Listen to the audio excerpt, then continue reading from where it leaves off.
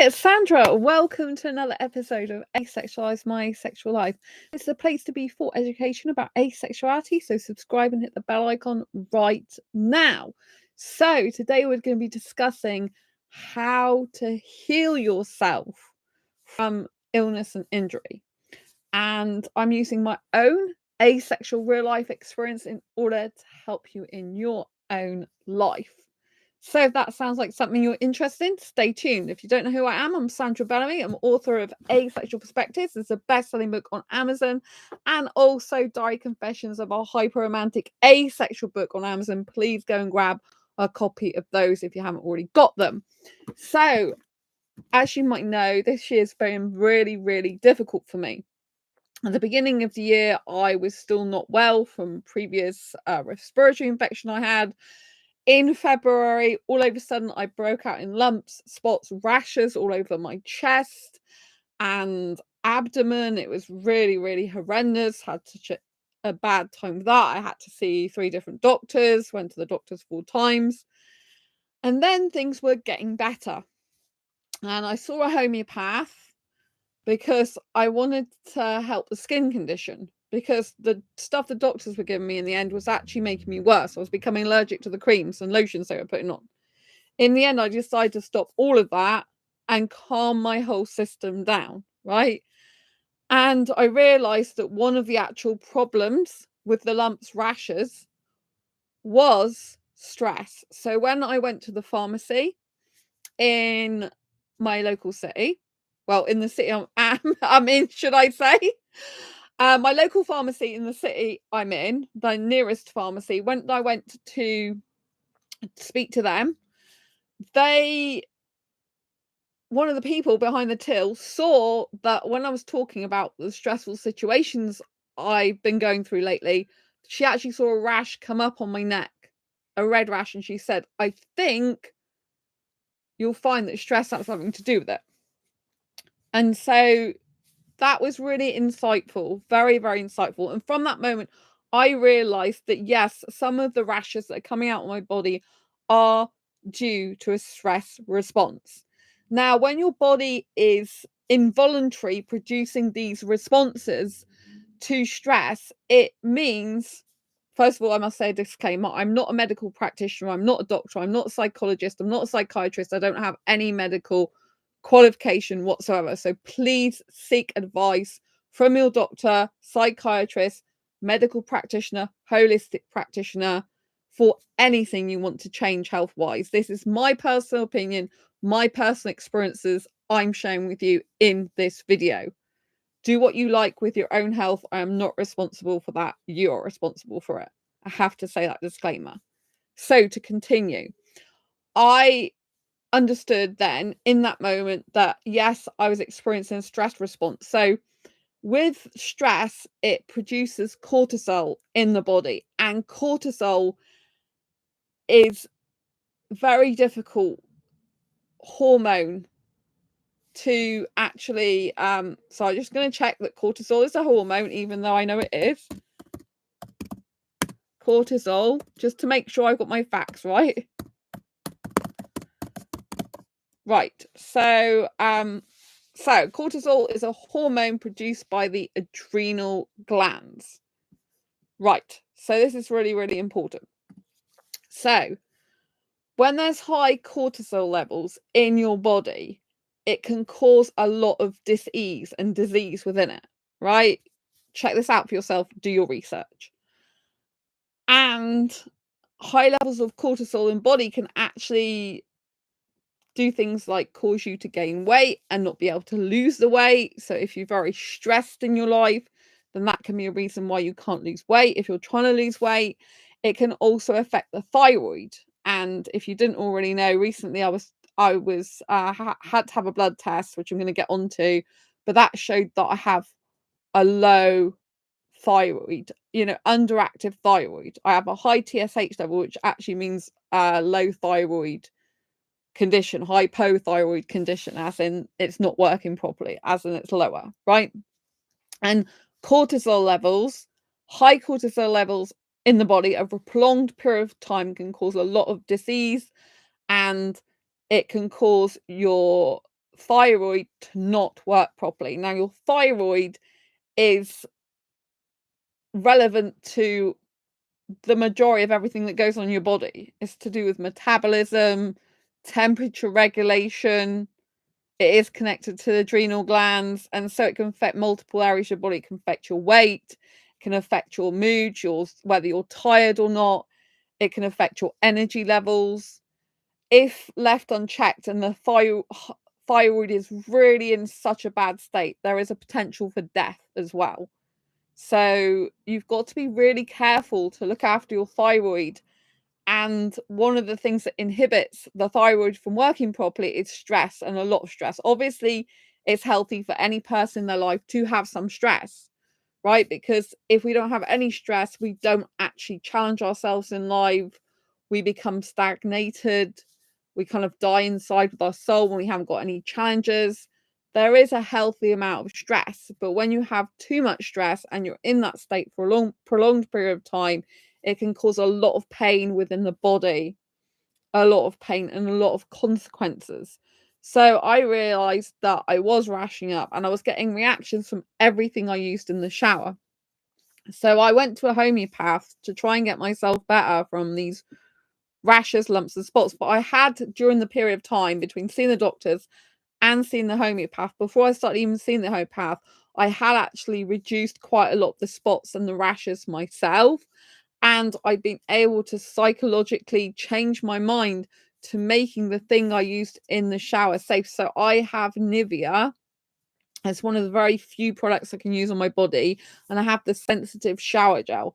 Now, I saw a podcast which had a training session on it, if you like, coaching session, a person who was an expert. And they were talking about when they've been coaching a client. And they said that if the person doesn't feel safe in their home, it can cause a lot of anxiety. And in the particular example they were given, it was something like their bedside table was higher than their bed. And I think they had a lamp on it. And subconsciously, they were worried in case that lamp would come and like fall on them or hit them, when they got out of bed because it was higher than it should have been. And so they didn't feel safe. And so this was causing a lot of anxiety, dis-ease in their body, and was causing a lot of illness, and dis-ease in general. It was causing a lot of problems in their life. And so I realized that from that podcast and what it said to do, what the person advised, I realized that if I go into the shower, and obviously I have to pick something that's good for my body, that I think is good for my body, that's not going to automatically trigger it. But I thought to myself, because I had to stop taking the stuff from the doctors because it was making me worse, and I had to think to myself and say to myself that the product I was putting on my body is safe. I feel safe using this Nivea sensitive shower gel, because if my mind doesn't feel safe using it, it's going to automatically react to it. This is my personal opinion. You don't have to agree with it. Right? So I did that practice for a while of saying, I'm safe. I'm safe when I'm using this. I'm safe. And by saying I'm safe, I began to feel safer and safer using that. So that's kind of like my safe go-to now. I am aware, though, that I can become allergic to things that I've used for a prolonged period of time. So I have to be careful and aware of that. So that addressed that. And I went to see a homeopath, which I thought would be helpful. I think some of the sulfur she gave me did help some of my skin issues, but they kept coming back. But one thing that was really bad is she lied to me about an ingredient in the tablets, because she gave me arnica for my back injury. And I said to her, I think there's sugar in these tablets you gave me because I'm allergic to sugar. And I had the same reaction I would usually have if sugar was in them. And she's like, no, there's no sugar in them. She put this in writing to me. And so with sugar, I get dizziness. I got chest pain this particular time. I start to feel really tired, like I just need to go to sleep like that. And, it's like it's like I need to go to sleep instantly because I'm so tired. Sugar I've been allergic to since I was 15 years old. I didn't pay attention to it then. 19 years old, I found out I was allergic to sugar. This is refined sugar, so I had to give it up just like that. I am very disciplined. I am able to give up things that I can't have. I had to give up wheat years ago as well. So as I was getting stomach pain, I ended up in hospital with tummy pain. They couldn't work out what was wrong with me. They said there's nothing wrong. I found it out by a process of elimination. It's wheat, and I got confirmed that by a homeopath years ago. But this homeopath that I saw this year, I'd never seen her before, right? And then when I said I was taking these tablets, I had a reaction like there'd been sugar in it, because I was like feeling a bit dizzy. I had chest pains and I was feeling a bit out of it. And I thought, I just feel like I instantly need to go to sleep, because sugar, refined sugar, makes me really, really tired. It drains my energy. It doesn't give me energy. It drains my energy. It makes me very, very poorly. And anyway, she said there was nothing in there, right? And then she gave me another tablet. And from only taking a few doses of that tablet, I think it was over 2 or 3 days. Well, there was days that was spread out. I think it was a Tuesday and Thursday she asked me to take it. So I think I took like 2 or 3 lots. And I just got a digestive problem, right? And I hadn't had a digestive problem in 10 years, right? Because in 2013, I had gastroenteritis, and you have to stay off work for that. I worked back then for a company, and you have to stay off work with that because it's contagious. I think it's for up to 72 hours. And then when I went back to work, I had to attend a meeting in Bristol in the UK, which I had to go on a train for. And we were doing this train course. It was new product stuff we needed to know.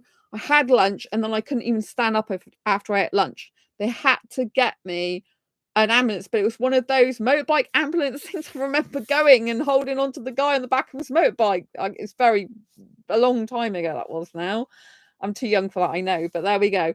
And so, yeah, it was really weird. So I was going to the Bristol hospital, and I was in so much pain with my stomach, and I couldn't even stand up, go to the toilet, and that's how I knew that I was in real trouble before the motorbike ambulance came for me. And anyway, when the person saw me, the doctor saw me, she said, "You got gastritis now as a result of the gastroenteritis," and I had to have some tablets. To cut a long story very short, in 2014, this was like December 2013, in January 2014, I was still poorly. And I was on 8 tablets a day by the doctor. I had to have a month off work. And during that time, I went back for a week and I got respiratory infection, which was one that made me not be able to talk. So I couldn't really talk to customers. So there's not much point in me being there. So I had to have time off work. Then I was put on an amber warning, which I didn't even know they did a traffic light system back then, in terms of being off sick.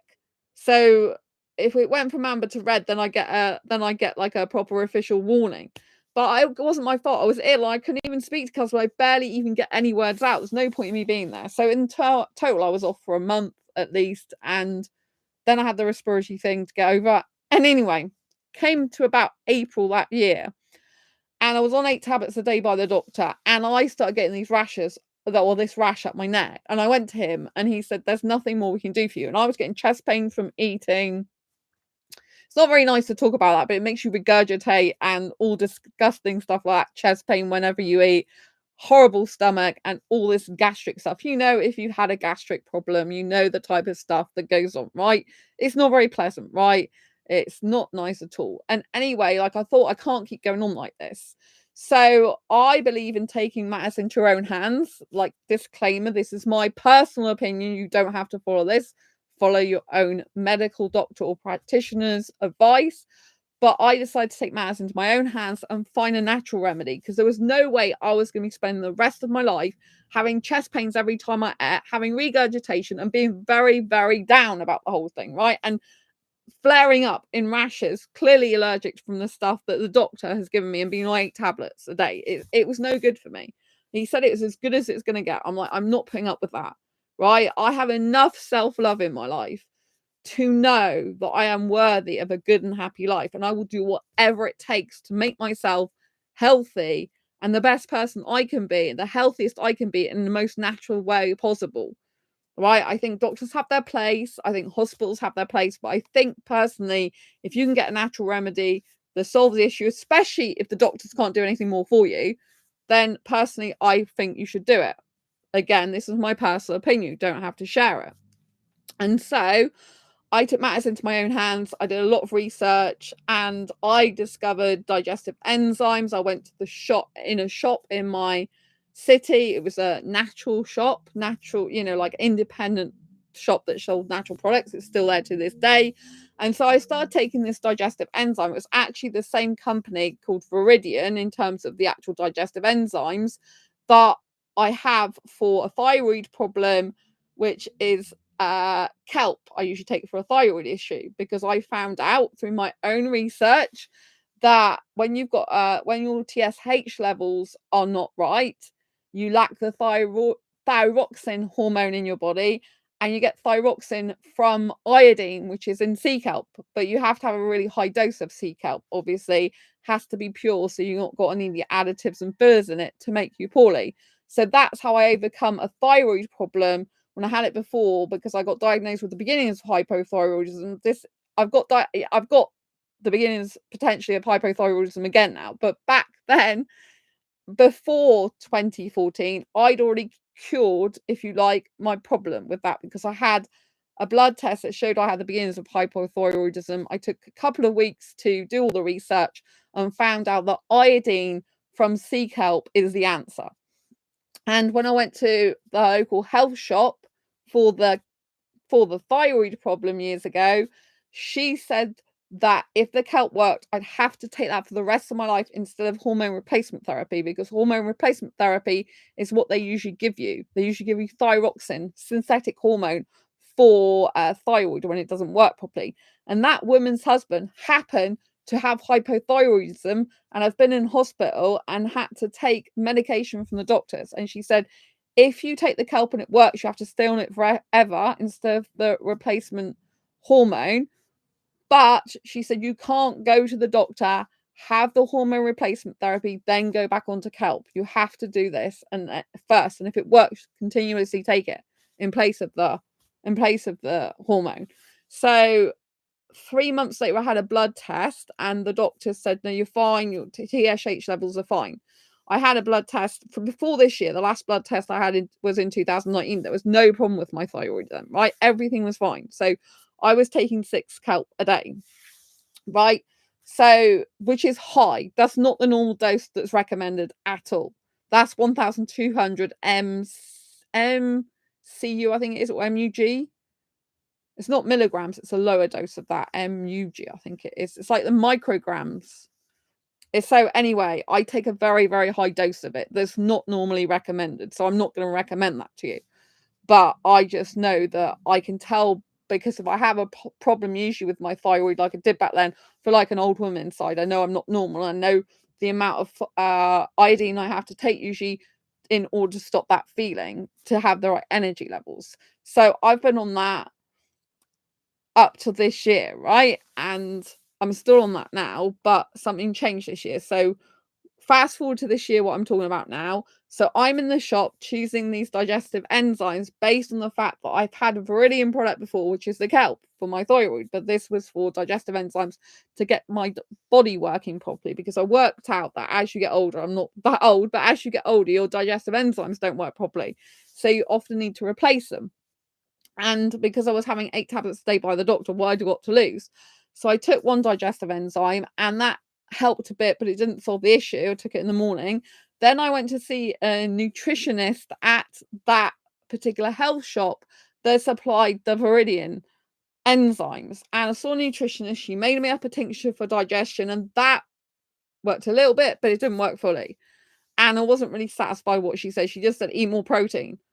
And I'm thinking, well, instead of carbs, and I'm thinking, well, even if I do that, I still shouldn't have all these digestive issues. And the tincture was like £45, and it wasn't fully making me better. It had marshmallow root, I think it was, chamomile, and something licorice, I think it was. And it had some other products in it. So I then switched to kind of having teas with these type of things, in the licorice roots, the chamomile, the ginger, I think it was. And so this was like helping me, but I still wasn't fully better. I was still having problems when I ate. And I'd already tried a tea there, a special digestive tea, and that didn't work either.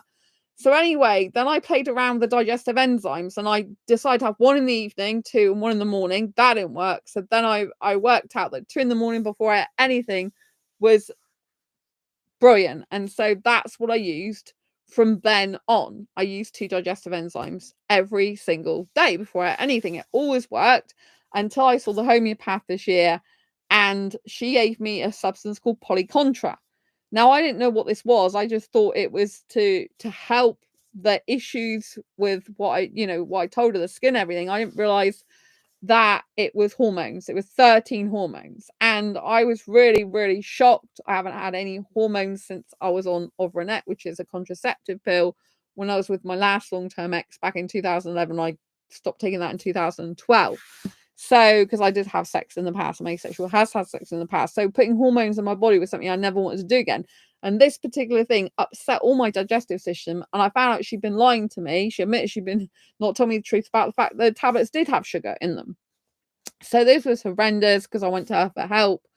So this was very difficult. So this was a really bad time in my life.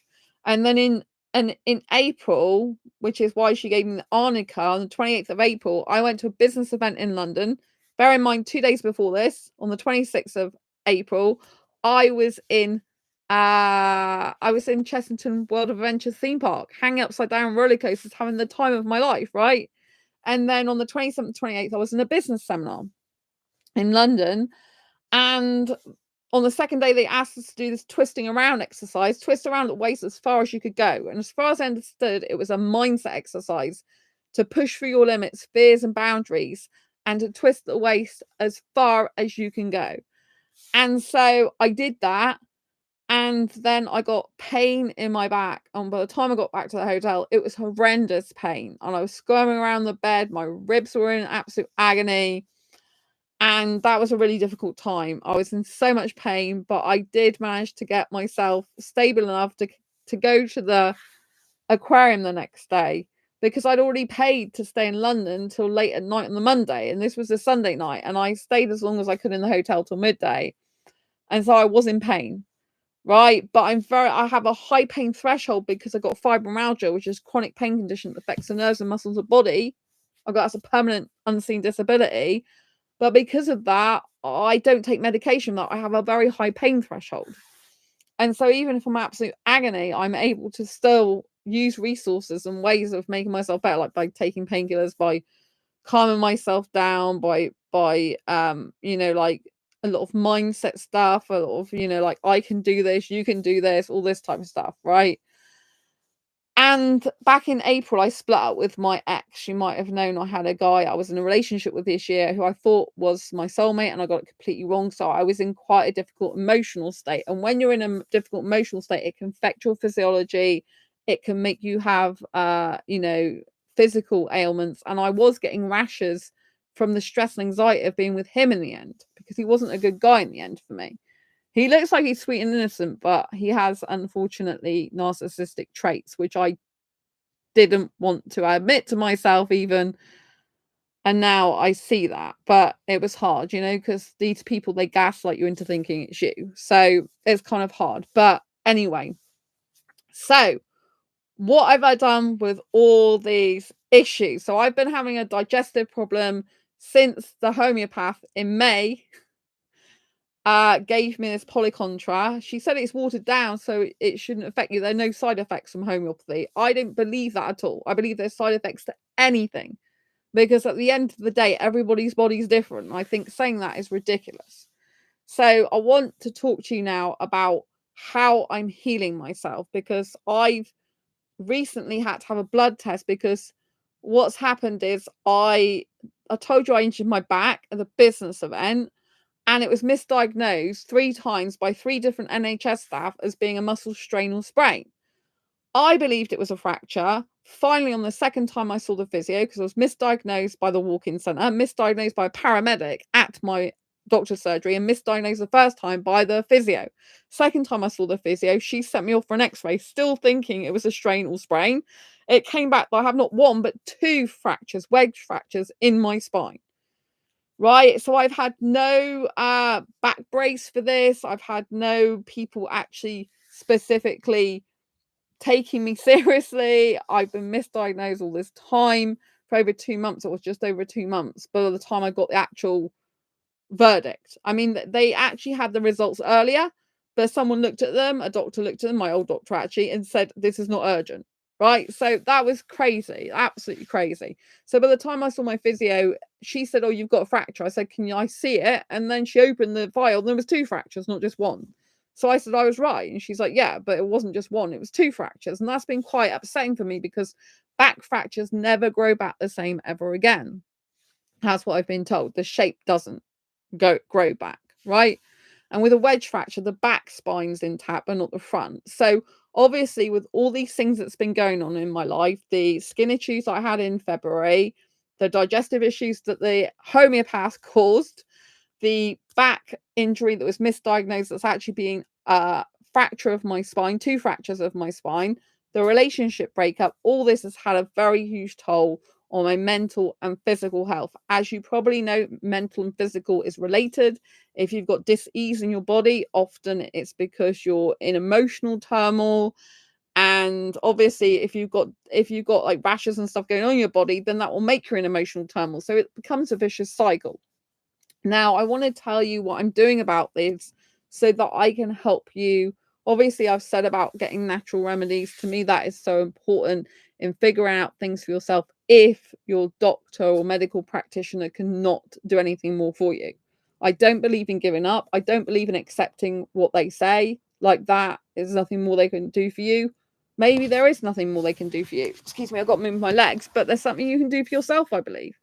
And I believe it's empowering to take your own life and matters into your own hands, right? So here we are now in August, right? And I've been trying to work out what's going on. So with my back injury, I then, when I was finally diagnosed with fractures on my spine, I then got told that, well, I wasn't fully told everything, but I got told that the spine team at the hospital is worried that you might have something worse wrong with you.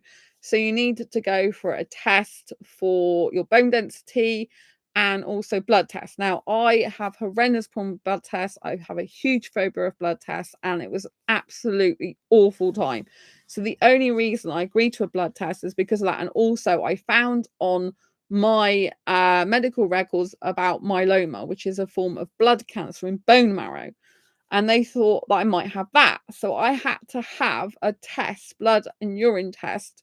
I've still got to go for a DEXA scan to test for blood cancer and to also test for osteoporosis. Thank God the blood test came and urine test came back negative for those 2 things. However, it did show I've got a low underactive thyroid, right? Low, it's a high TSH level, which so it's basically low thyroxine, but it comes up with a high TSH level, which means I'm low on thyroxine. It's very difficult to describe, and the scales have changed since when I had the test years ago. So I'm up on the scale, but that means you're hypothyroidism, even though your scale is high. So if you're low on the scale, you've got hyperthyroidism. If you're high on the scale, you've got hypothyroidism. I don't understand that because if you're higher on something, usually it's always hyper, and if you're lower on something, it's always hypo, but they're the opposite way around when it comes to when it comes to thyroid. I don't get that. But anyway, that's the way it is. So that's the thing that did show up on my test. But calcium levels were good, vitamin D levels were good, potassium levels were good. So there's no issues there. And it also came back with white blood cells are high, right?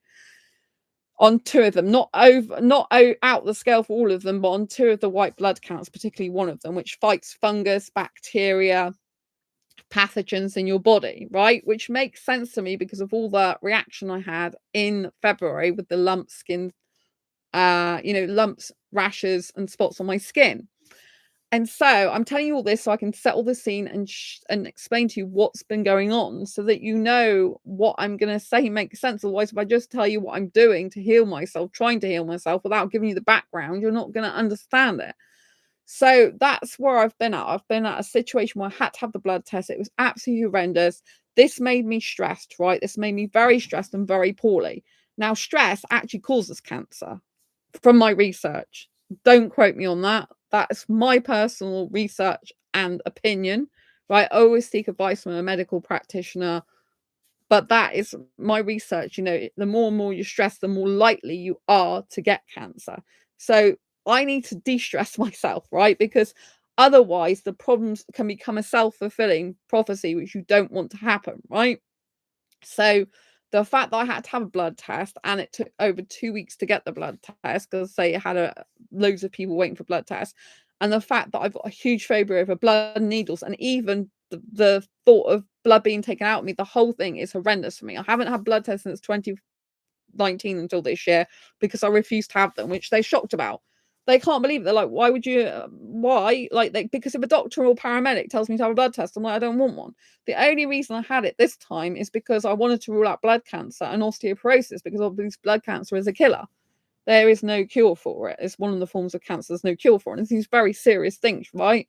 And I don't want to be worried about it. And because I have had a lot of issues this year with my skin and stuff, and I didn't know if something else was going on, so I wanted to do that.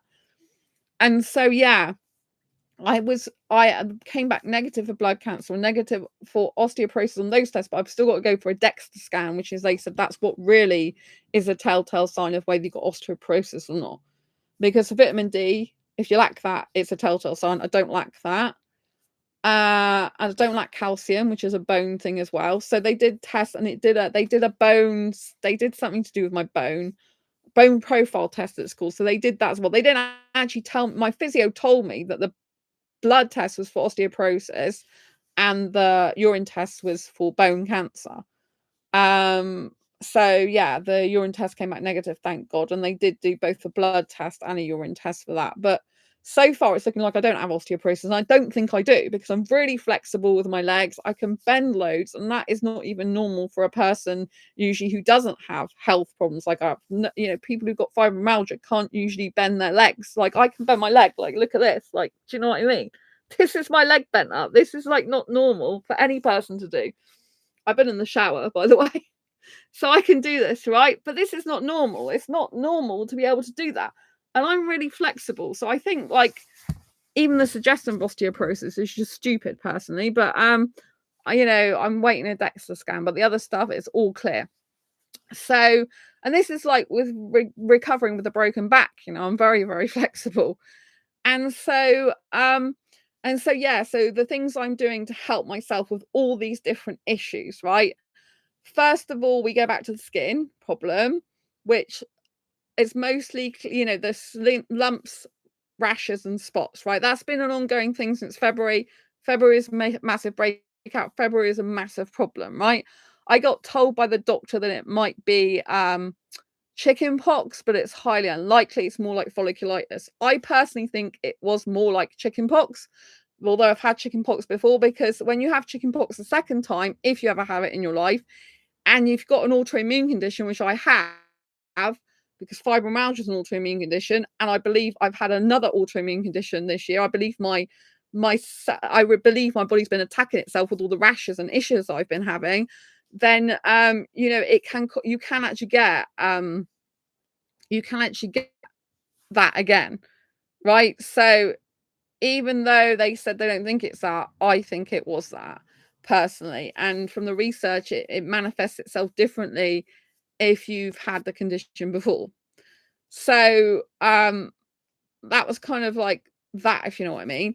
And so anyway, after seeing the homeopath, because I stopped seeing her, I still had the problem with the digestive issues that she caused from giving me the polycontra or whatever it was, because it stopped my digestive enzymes working, which I've been taking for 10 years. I said I had the problem in 2013 to 2014, stopped taking 8 tablets a day by the doctor, went on to digestive enzymes 2 every day, been on that for 10 years, not had a problem with my digestion, right? She gives me this polycontra, bang, have a problem with my digestion. So whatever's in there seems to have stopped my digestive enzymes from working properly, right? So my body has been having a lot of issues this year. It's been having lumps, spots, rashes come up, itching intensely a lot of the time, having a reaction to heat. So I thought, because I was having a reaction to heat, that, because usually I'm cold-blooded, but this year I became hot-blooded. I became reactive to heat and a lot more hotter in my body in general.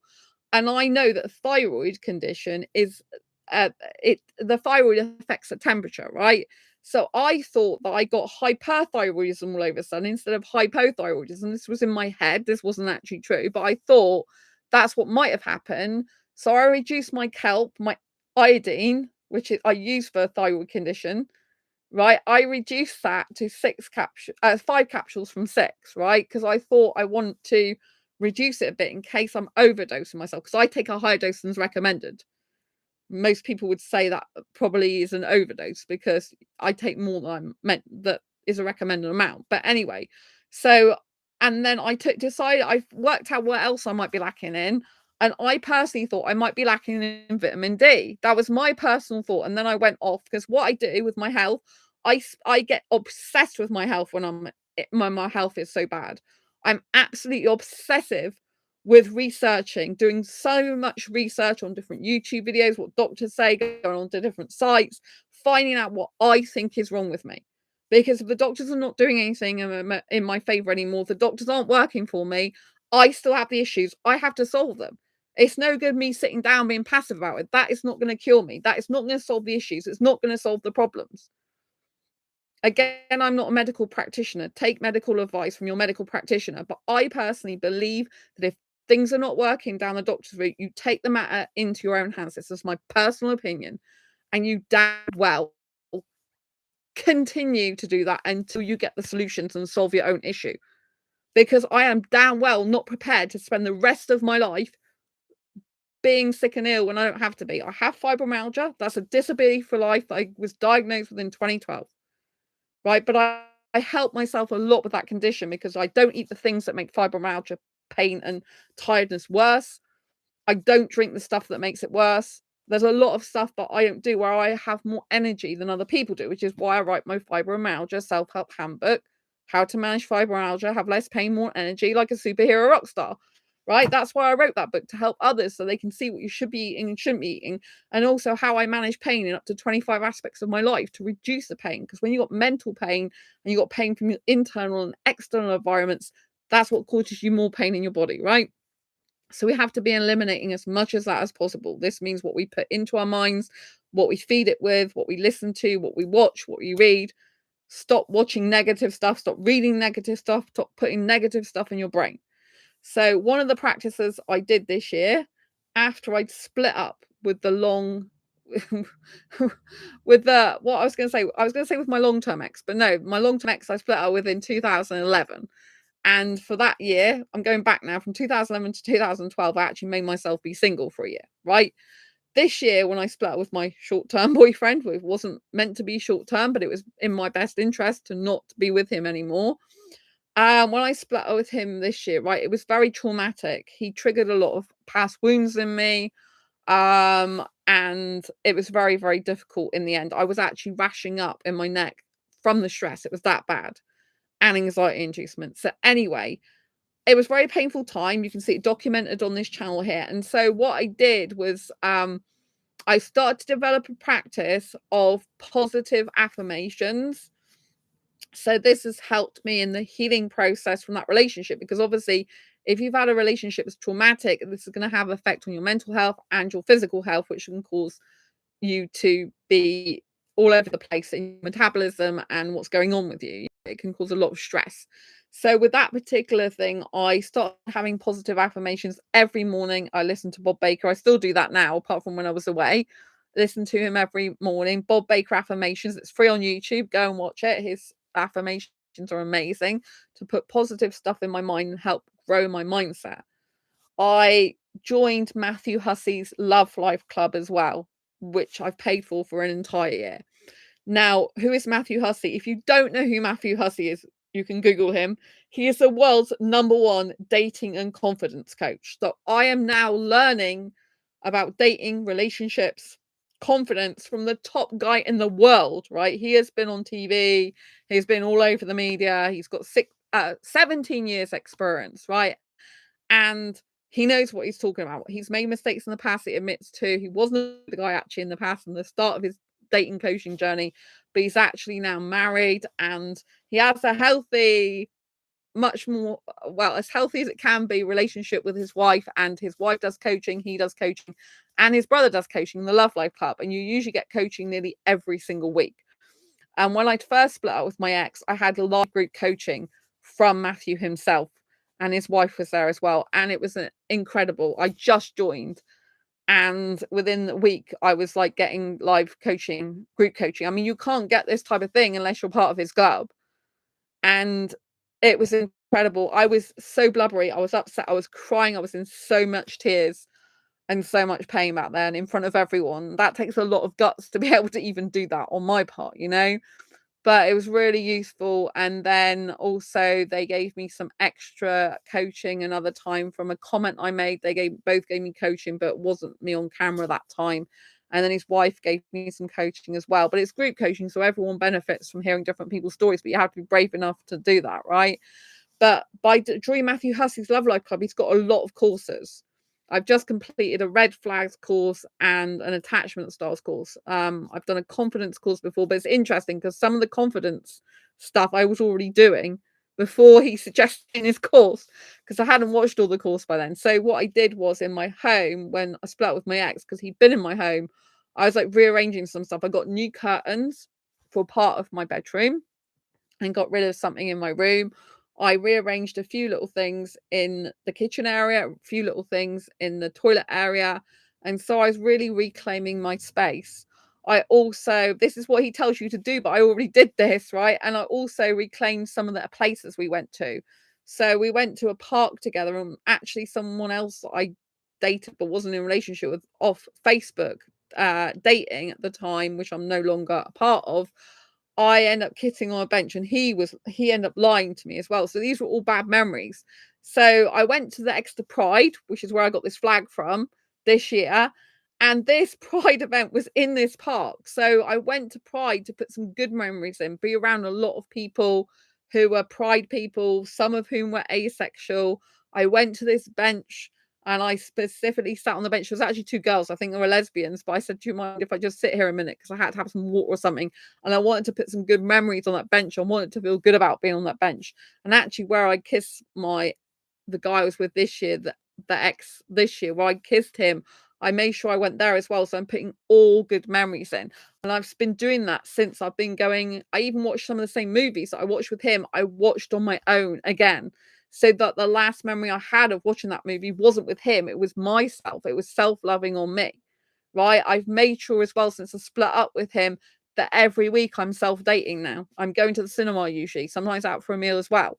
I'm going to the cinema tomorrow, even though I'm in the middle of a writing challenge. It's the last day tomorrow for the writing challenge. Although I'll continue in finishing the challenge because I haven't finished the book. I'm writing Asexuality, which is a sexual guide to asexuality, attraction, and the asexual spectrum. So look out for that if you haven't already seen the book cover for that. It's pretty ace, and I did have a lot of people's input on that. So I've already got over 10,000 words for that. For this challenge, it's a 7-day writing challenge. You're supposed to write 5,000 words and get a book published. But I am not a beginner published author. I'm already published. These are my 2 best-selling books, so I don't want to rush this because I want to produce a good quality book. Whereas the 7-day challenge was just get a book written as quick as possible and get it out there. But I wanted to see how quickly I can write a book, how quickly I can speed up my own writing, and learn from other people who in the publishing industry to see if there's any things I'm missing, anything else that might help, like get more eyeballs on my books, get more sales, or improve my books in any way. It's quite interesting because they make suggestions. And someone's like, oh, because I said about sans serif. Most books use sans serif fonts, right? Which means they haven't got the little legs on. But someone was talking to me, a couple of people in my groups have been talking to me about dyslexia, saying, oh, you got to have dyslexia friendly fonts, right? With the colors. And I wasn't sure if they were talking about the color contrast of the fonts or if they were just talking about the fonts themselves. But anyway, the majority of books, from my experience, and I was confirming this in the group, are sans serif, right? That's usually, what people like the most. But it was interesting. One person suggested, like, why don't you try and check out the bestsellers in your niche? I'm like, I am the bestseller in my niche with two asexual books already, what I mean? I didn't say they're asexual books, but I said that, these are bestsellers and people tend to copy me actually. So that was quite interesting. So I joined the Love Life Club. It's been amazing. The coaching is out of this world. It's very good to know that I'm not the only person that unfortunately attracts or has attracted unhealthy guys. and narcissistic guys, and these guys aren't good, you know. And it doesn't mean to say if someone's been horrible to you, they're going to be horrible to everyone. But if they have actually narcissistic traits, some people are genuine narcissists, some people have narcissistic traits. If they have narcissistic traits, it's possible they could like change themselves a lot to become better people, but a lot don't. If they're a full-blown narcissist, then it's part of their personality as a personality disorder, you know. So it's kind of hard. But I didn't want to believe this guy was that. I was blaming myself in the beginning because obviously these type of people do make blame of themselves, and I did avoid or didn't, you know, it's partly my fault because I rushed into a relationship with him, if you like, or accepted being in a relationship with him quickly. He was a liar from the beginning, which was a red flag. And you know, so there was things I did, you know, that meant that I was in a relationship with a guy that was no good for me. And in the end, we had completely different values. And I realized that, you know, I don't agree with lying. I don't agree with physical fighting. I don't agree with a lot of the stuff that he was about. But when I watched Matthew Hussey's actual video about narcissists on his channel that anyone can see, my ex ticked all those boxes. And I'm like, oh. So, you know, whether he is or he isn't a full-blown narcissist, I wish him the best of luck still. I don't, you know, I know that he'll have to improve himself if he wants to have a healthy relationship in the future with a girl and make it work in a good, healthy way where it's peaceful for him and for her, right? If he just thinks it's a woman's fault for everything, which he thought, you know, then it's not good. So I have to do work on myself. He needs to do work on himself. I am working on myself. So, you know, by being in Matthew Hussey's Love Life Club, it provides support network there. It provides ongoing coaching and training so I can really develop my skills in dating and relationships.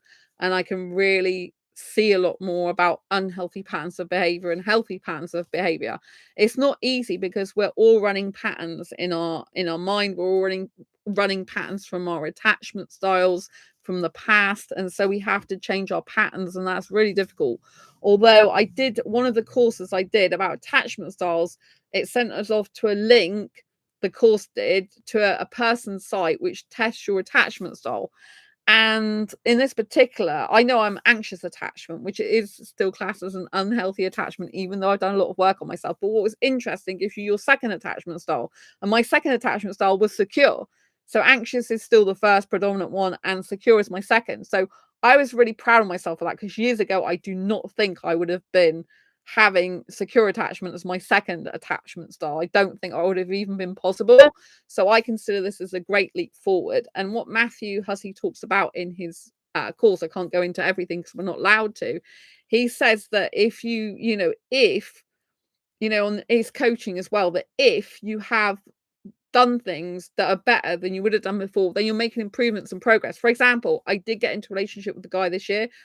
I did get into it quickly because I was really aesthetically and romantically attracted to him. I did get in it. I thought he was my soulmate. I did accept red flags and kind of ignore them, which I shouldn't have done. And I did end up in a relationship with a guy that was no good for me, and he had narcissistic traits in the end, and that wasn't good. But the good thing is that I did talk about my needs in the relationship. So years ago, I wouldn't have said my needs. I would have been quiet about everything. I did say my needs, and unfortunately, because he wasn't a healthy guy, that meant that not only did he not match my needs or couldn't match them, he just basically went silent, gave me the silent treatment nearly for 2 complete days. And it was horrible. I didn't deserve that at all. And he gaslighted me as well. So this isn't good.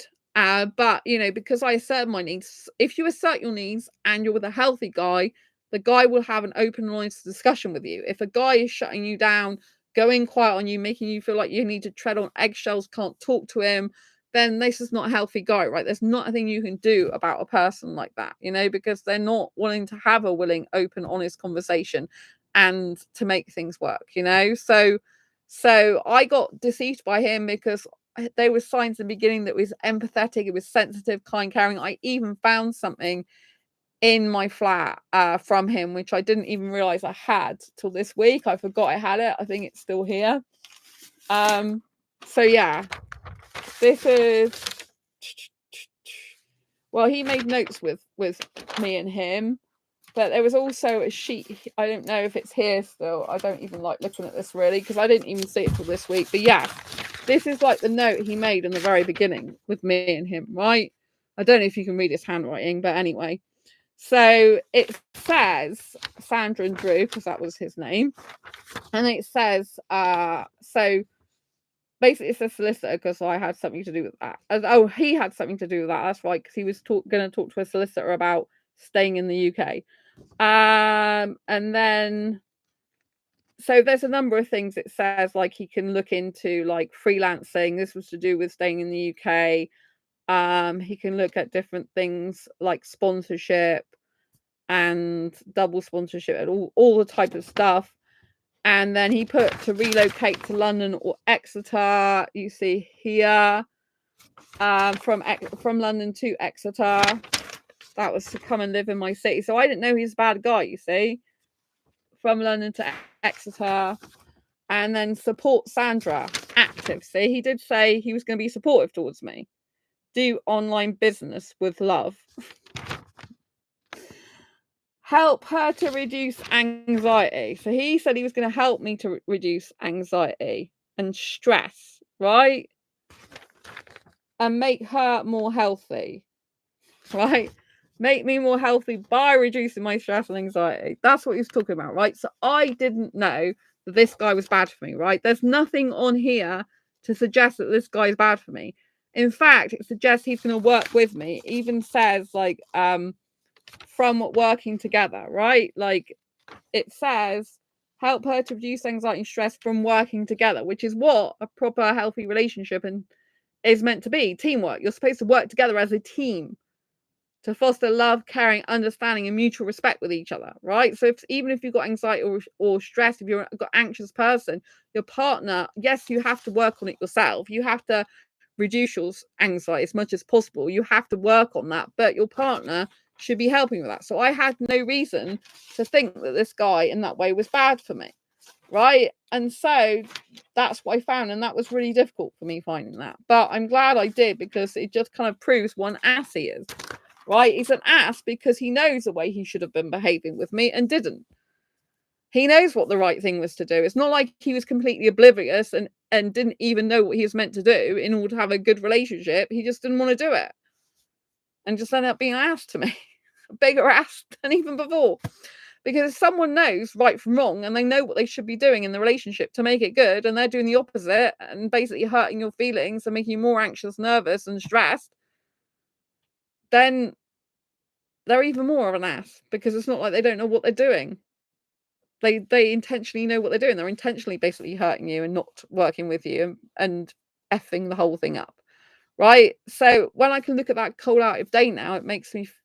When I first saw that a few days ago this week, I was getting triggered by it. I'm like, no, because think of Matthew, what he would say. I mean, he hasn't actually said this to me, but I think Matthew would say the guy's an even bigger ass because he knew what the right thing to do. It's not like he can deny he knew what he should be doing, but he didn't do it in the end. He did the opposite. Right? So that makes him a bigger ass. So I think this is really important. So anyway, learning all this stuff in the Love Life Club, like has allowed me to enable me to heal a lot more. I'm still on a dating detox at the moment. I'm purposely not actively dating on dating sites or in groups. I still run asexual dating groups. I'm not against dating, but I'm not particularly for myself at the moment.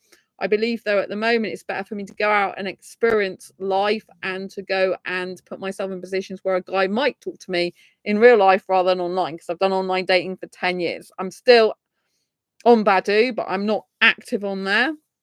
I haven't been going around chatting to people or liking anyone. I'm just keeping my profile active because I got a premium account. So every so often I log in when I get an email saying, Badoo, we miss you, right? So I log in and pretty much log out again. I see I've got more likes and that's it. It's like your new likes are 87 and my old likes seem to have gone somewhere in an archive. I don't know. I didn't look. And then even if I click on the chat, no one's chatting to me because I'm not active on there, right? So anyway, the Love Life Club is great. It's amazing because it gives mentoring, coaching, basically courses as a community of like-minded people. A lot of people are in the same boat as me. There's a lot of women that unfortunately, but it's guys as well, that aren't treated well by other people. And it's made them very upset. It's made them have a lot of trauma. And so it's good to have that supportive system, right? I saw Matthew live in London with his wife and brother, and that's really good as well. So they're there to support. They don't judge you. If you've gone through a load of crap and shit, excuse me, in a relationship, it's really important. But they do show, like Matthew says, like if you asserted your needs in a relationship, but that person wasn't wasn't healthily communicating with you, wasn't willing to work as part of a team, then that person was just no good for you. The only thing you did was stay in that relationship longer than you should. But if you were in that relationship for less time than you would have been in the past, then that's progress. I was in that relationship for just, well, it was less than a month in the end, I think, although I'd known him. I only knew him 10 days before I got in relationships. So that's my fault. But there's a lot of women in the Love Life Club that do admit they get into relationships with people, guys, quickly, because it's the chemistry you have with the person. And I'm trying to learn to distinguish between the chemistry and the reality of the situation long term. Because if you have chemistry with someone, I can have asexual chemistry because I have asexual and romantic attraction, and that person have sexual attraction with me. If you have a lot of chemistry like that, it can be so enthralling, exciting, invigorating. You can think this is a person, but really it's not the long-term reality, because it's like you might be completely incompatible even if you got good chemistry, right? Which I think me and the guy in the past did have chemistry, very good chemistry in that way, right? So it's really good if you can pay for it. Don't be ashamed of paying for therapy or coaching or mentoring on the things you're having difficulties with, because you can't know what you don't know. I was missing loads of gaps in my knowledge to do with dating, relationships, and some to do with confidence and meeting people. And Matthew's Love Life Club and trains are really helping me. Some people want stuff for free all the time. Why? Because you pay. If you go to university, you pay to go to university. If you go to a coffee shop, you pay for coffee. If you go and get clothes from a clothes shop, unless you get it from a charity shop, which even these days you have to pay for clothes from a charity shop. If you're getting clothes from somewhere, you have to pay for them. Getting food, you have to pay for it. So there's no reason why you shouldn't pay for coaching and therapy and mentoring to help yourself get better, to improve yourself. Those coaching, mentoring, training, and therapy can help you for life, whereas a coffee you just drink and it goes out of you, right? So I would urge you to get the proper help, care, and support you need. Like, some people might be, I don't have the money, but if you're going out to Starbucks or McDonald's, whatever, a number of times a week, you could stop doing that and you could go and pay for a therapist or coach or mentoring instead, right? And if you have group coaching like I'm doing, then obviously it's less money and it's well worth it. It's investing yourself to make it better. So I'd say invest in yourself, go and get the courses and things you need to give you the knowledge that you are lacking to help you in the multiple aspects of your life that aren't working for you. This is how you heal, and also being around other people who've had similar experiences, who know what you're going through, is also a healing experience. Just being in asexual groups where you can talk to other asexual people as well can be a very healing experience. If you've had a lot of ace phobia, people not being nice to you about your asexuality, if you've got people at home that don't understand you like that, it's very important, right, to get support, to get people who understand you. This can help you to feel so much better.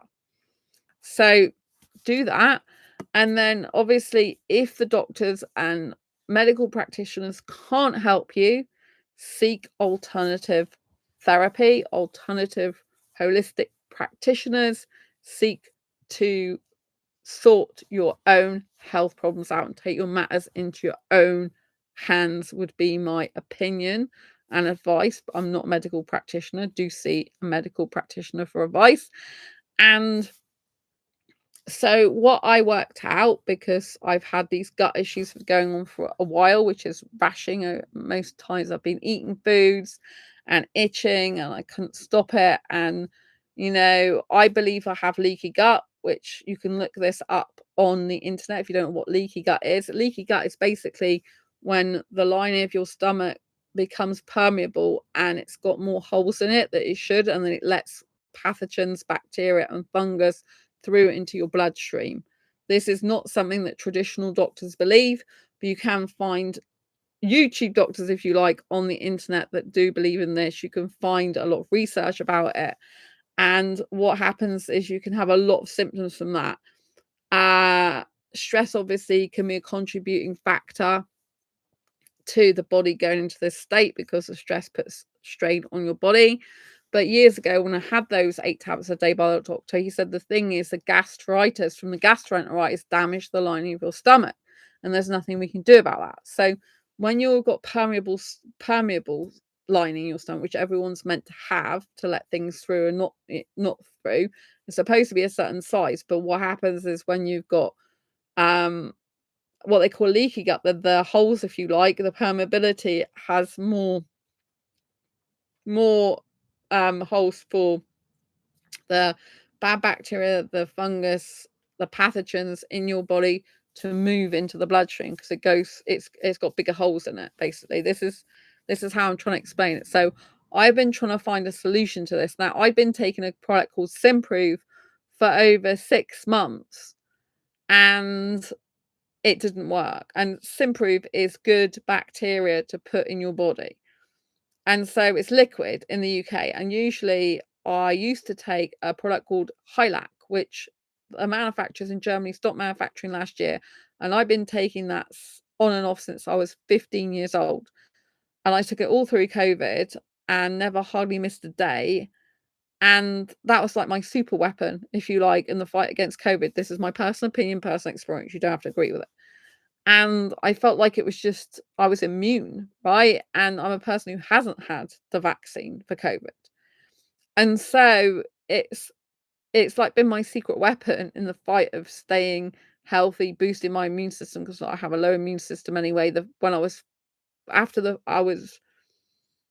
went to school, primary school, apparently the first year I had off nearly the entire year because I was ill all the time. So I think I've always had a weakened immune system. And fibromyalgia is an autoimmune condition. So apparently people with fibromyalgia often have leaky gut, but there's signs that like itching, rashing, stress, got fibromyalgia, you might find like things, like basically the symptoms I was getting. And so I had nearly all of the symptoms. Plus I was told that years ago about my gut anyway. So I decided, after over 6 months of Simprove, that wasn't working. So I decided to look for things in my research, and I found a very kid complex digestive. So it's for kids. So I have Viridian, but this was a very kid. So it's like a Viridian product for kids, and it's a powder that has good bacteria in it, but probiotics and prebiotics and vitamin C. And I read someone on Amazon said that it healed their leaky gut when other things didn't. So if you look about leaky gut, there's various things that can heal it, like L-glutamine, betaine hydrochloride, HC1, I think it is, which I already take in the form of the digestive enzymes. I upped my digestive enzyme because I had a hair follicle test as well, and it said I was low on amylase, which is the enzyme that helps you digest carbohydrates. Now, when you have no red meat, no pork, lamb, or beef, if you class pork as a red meat, you obviously can lack certain vitamins and minerals that you have to make up with fish and vegetables and stuff like that. So that can cause issues. And one of the things they say that helps to repair leaky gut is collagen, which is usually bovine from cows. I haven't ate cow since I was 15 years old, so I don't particularly want that to do that. So the collagen is meant to seal the holes up, and you're meant to be able to get a leaky gut product to repair the mucus lining, which can have L-glutamine in it, slippery elm, marshmallow root, and some other stuff, right? So I have not actually got one of those. I haven't actually had the collagen, the bovine collagen, or the leaky gut repair thing, because there's a person called Amy MD Myers, I think is her name, or Amy Myers. She's a medical doctor in America, and she has a leaky gut remedy I was thinking about having, but I'm already taking the digestive enzymes which contain betaine hydrochloride, right? And so this is some of the stuff I'm already taking. And so I found out that the Fairy Kid thing that has the powdered enzymes, I stopped taking the Simproof, start taking that. And I took it, as the person said in the comments on Amazon, and she has it after every meal, like, and I had it and it did stop because I was getting burping and horrible stuff like that, regurgitation, and it, because this came back this year, and I stopped doing that when I was like having this stuff, but as soon as I stopped taking it, it would come back again.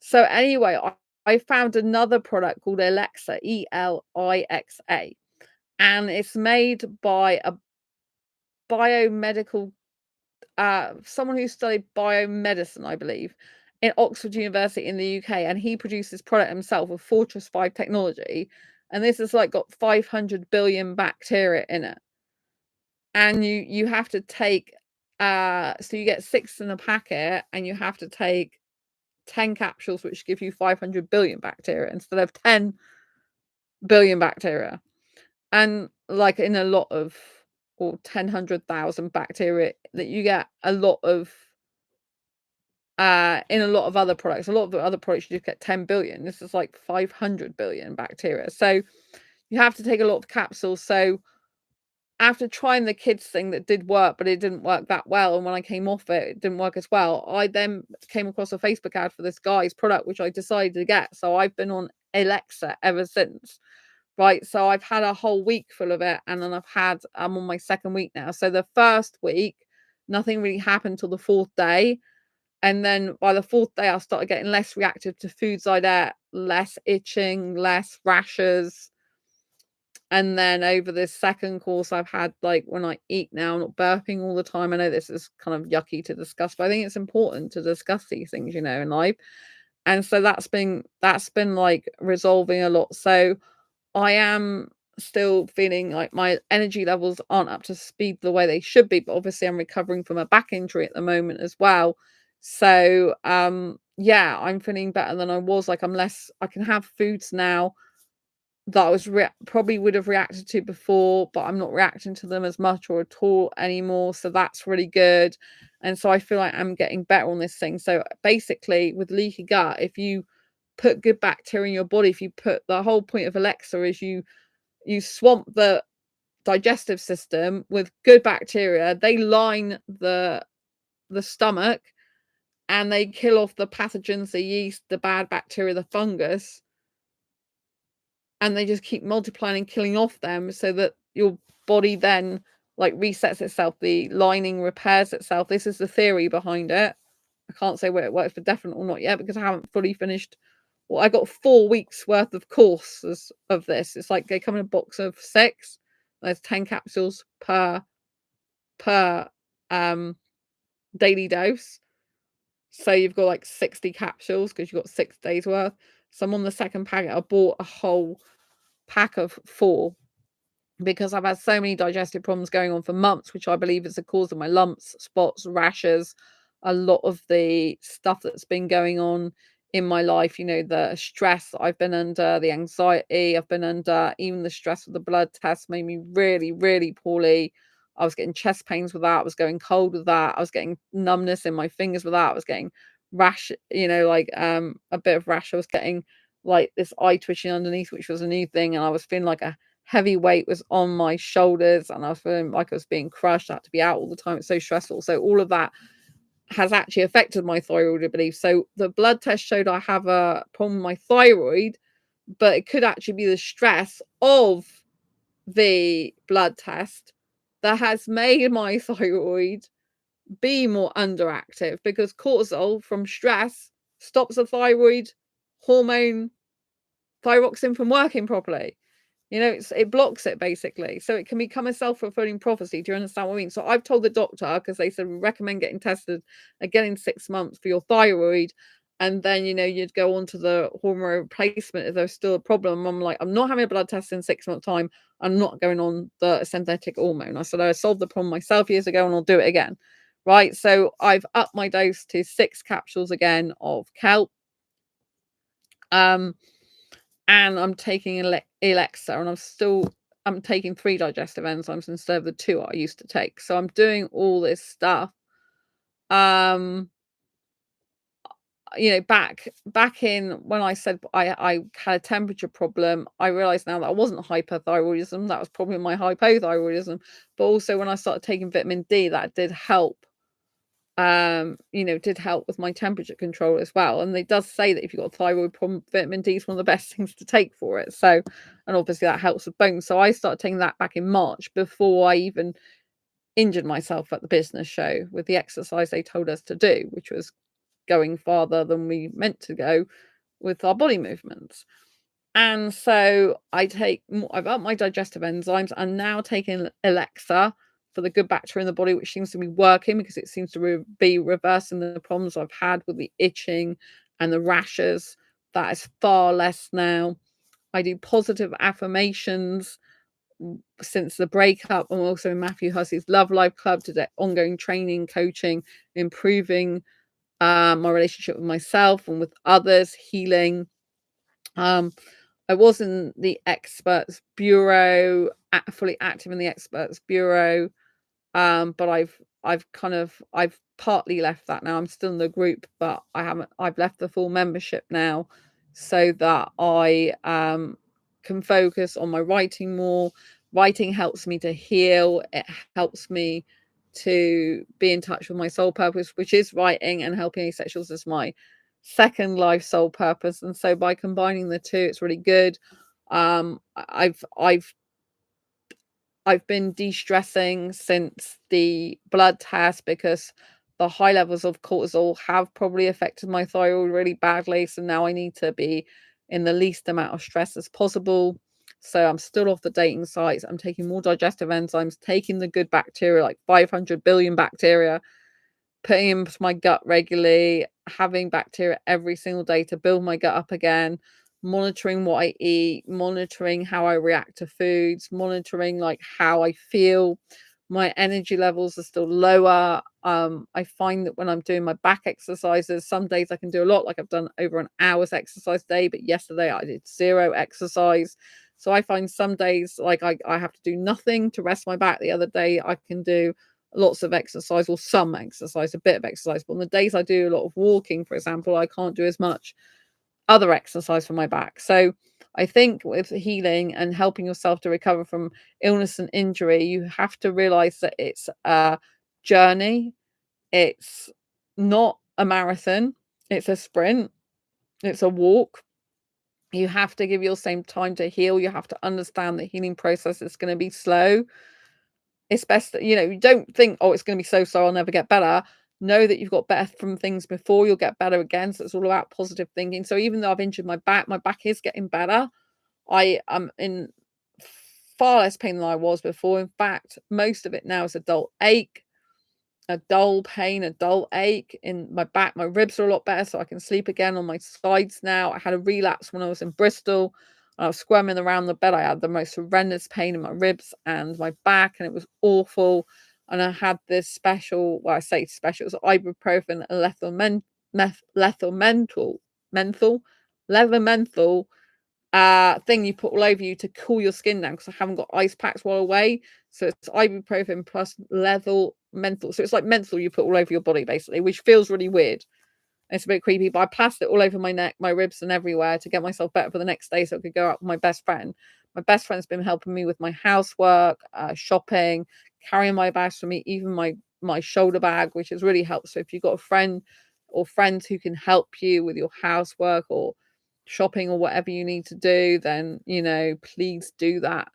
If you can do online shopping, if it's good for you, great. If it's not, then try and find alternatives, because I live on the top floor flat and they don't usually deliver and come up the stairs, right? And so even if I had stuff delivered to the front door, I'd still have to lug it all the way upstairs, which is no good for my back either. And a lot of the time with all my special diet requirements and allergies and intolerances, I can't just get things from one place. I have to get different things in different places from different shops and supermarkets. So it's better if my best friend does it. But as time's gone on, I've been able to go out with him more, and I am doing more exercise. So I would say, if you're doing exercise, do what you can when you feel enthusiastic and motivated to do it. When your body needs to rest and it's telling you to rest, make sure you rest. Make sure you make time for your hobbies and interests. If people think you're not working or doing as much as you should be doing, that's their problem. I'm at the moment I'm working hard to do the Asexuality book, which is Asexual Guide to Asexuality Attraction. Asexual Guide, I should say, to understanding asexuality, attraction, and the asexual spectrum. So yeah, I'm really proud of this book. I decided to do this challenge starting this Monday, this week, and we're already gone into the last day now. It's a 7-day challenge to write a book as quickly as possible. But obviously, I want to take my time to finish it because I want it to be a good book. But it's just been great because writing like really helps my soul. So I would encourage you to do whatever hobbies, interests, whatever you want to do. I haven't been able to stream on this channel every night like I usually do, but I think it's important when you're recovering from illness and injury, you're trying to de-stress, to lower the stress in your body, to make your body better. I feel it's essential that you do look after yourself, put yourself first, give yourself some time out, and enable yourself to heal by doing what really makes you feel happy and excited. One of the good things about the course is it does tell you about this music you can listen to, which is like background study, relaxed music, and put in on your headphones, which means you can write better. And I've been able to do that, right? I've been I'm over 10,000 words now. Now I have used a transcription tool to transcribe one of my own videos. So I've taken a little section of that video and I've also stuck an email in there. So of the over 10,000 words, about 9,000 are from me organically. So we're going to a question in chat now, which is not really to do with healing from illness or injury. And they say, can asexuals marry? Yeah, some asexuals are married to other asexuals, but you don't have to get married to an asexual. But I do know some asexuals. I know 2 asexuals that are happy married to other asexuals. And as far as I know, they don't have sex. Their relationship is purely based on romantic and aesthetic attraction and love. They don't have sex at all. So I love knowing the fact I know 2 couples who have healthy asexual relationships. So, but some asexuals are married to people who aren't asexual. They're married to, for example, heterosexuals. Some people are asexual, have relationships with, some asexuals have relationships with lesbians or gays. And yes, this is an asexual flag in the background, correct. But I personally don't want marriage. Like lots of people do want marriage, but I personally don't want marriage. I'm not interested in marriage myself. And so, yeah. So it depends on the individual. Asexuals can marry just like anyone else can, but if they don't want to get married, then obviously they shouldn't. So, but I think it's good that I've know asexuals that are married to each other. How did you know that you didn't want to marry? How did I know that I didn't want to marry? Because I'm dead against it. I used to want to marry years ago. And then I realized that I don't even like wearing a ring. I feel chained down by a ring on my finger because I used to be engaged years ago, but I didn't really like it. I hardly ever wear jewelry because I feel chained down by it. And I don't think it's a good idea to get married personally for me, because I think that one is I don't like marriage anyway, for me personally, because I'm unconventional. I don't really want to live with someone. I prefer to live separately in a relationship. I prefer a living apart together relationship where the guy lives near me but not with me, because I'm not into a traditional relationship. I like being awake till the early hours of the morning, 3 or 4 in the morning, for example. I like being able to do what I want to do when I want to do it. I like freedom. And I don't want to be cooking or cleaning or doing housework for any guy. I prefer to have separate places. I don't like sharing household bills. I don't like sharing housework. In fact, I can't really do housework because I've got a back injury at the moment, but also I've got fibromyalgia, which is a chronic pain condition that affects the nerves and muscles of the body. So I don't want to be cooking or doing any cleaning for a guy. I have a best friend and he comes and does housework for me as a best friend, right? So there's no way I want to be cooking or cleaning or doing housework for any guy. Never, because it just ruins my life and makes me feel miserable. And in life, you're supposed to be happy. If marriage is going to make you miserable, you shouldn't be doing it, right? I don't want sex. I don't want marriage. I don't want kids. And I prefer to live separately in a relationship, even if I was in a relationship. You know, you don't have to be in a marriage to be committed. You don't want to be committed to someone that makes sense. No, that's not true. I can be 100% committed to someone without being married to them. Marriage is a piece of paper. It's a contract. You don't have to have that to be 100% committed to someone. There are people that are married that are in a living apart together relationship. I used to work for a company and in a fitted bedroom and home office company, right? And I had a husband and wife come in. They actually were married, but they lived separately. They had separate places. So looking for furniture, a designer for both of their own individual places. There are people that have relationships that are not married in the UK and they are committed to each other. It is called a living apart together relationship. You say you want to be a recluse as well. I'm not a recluse.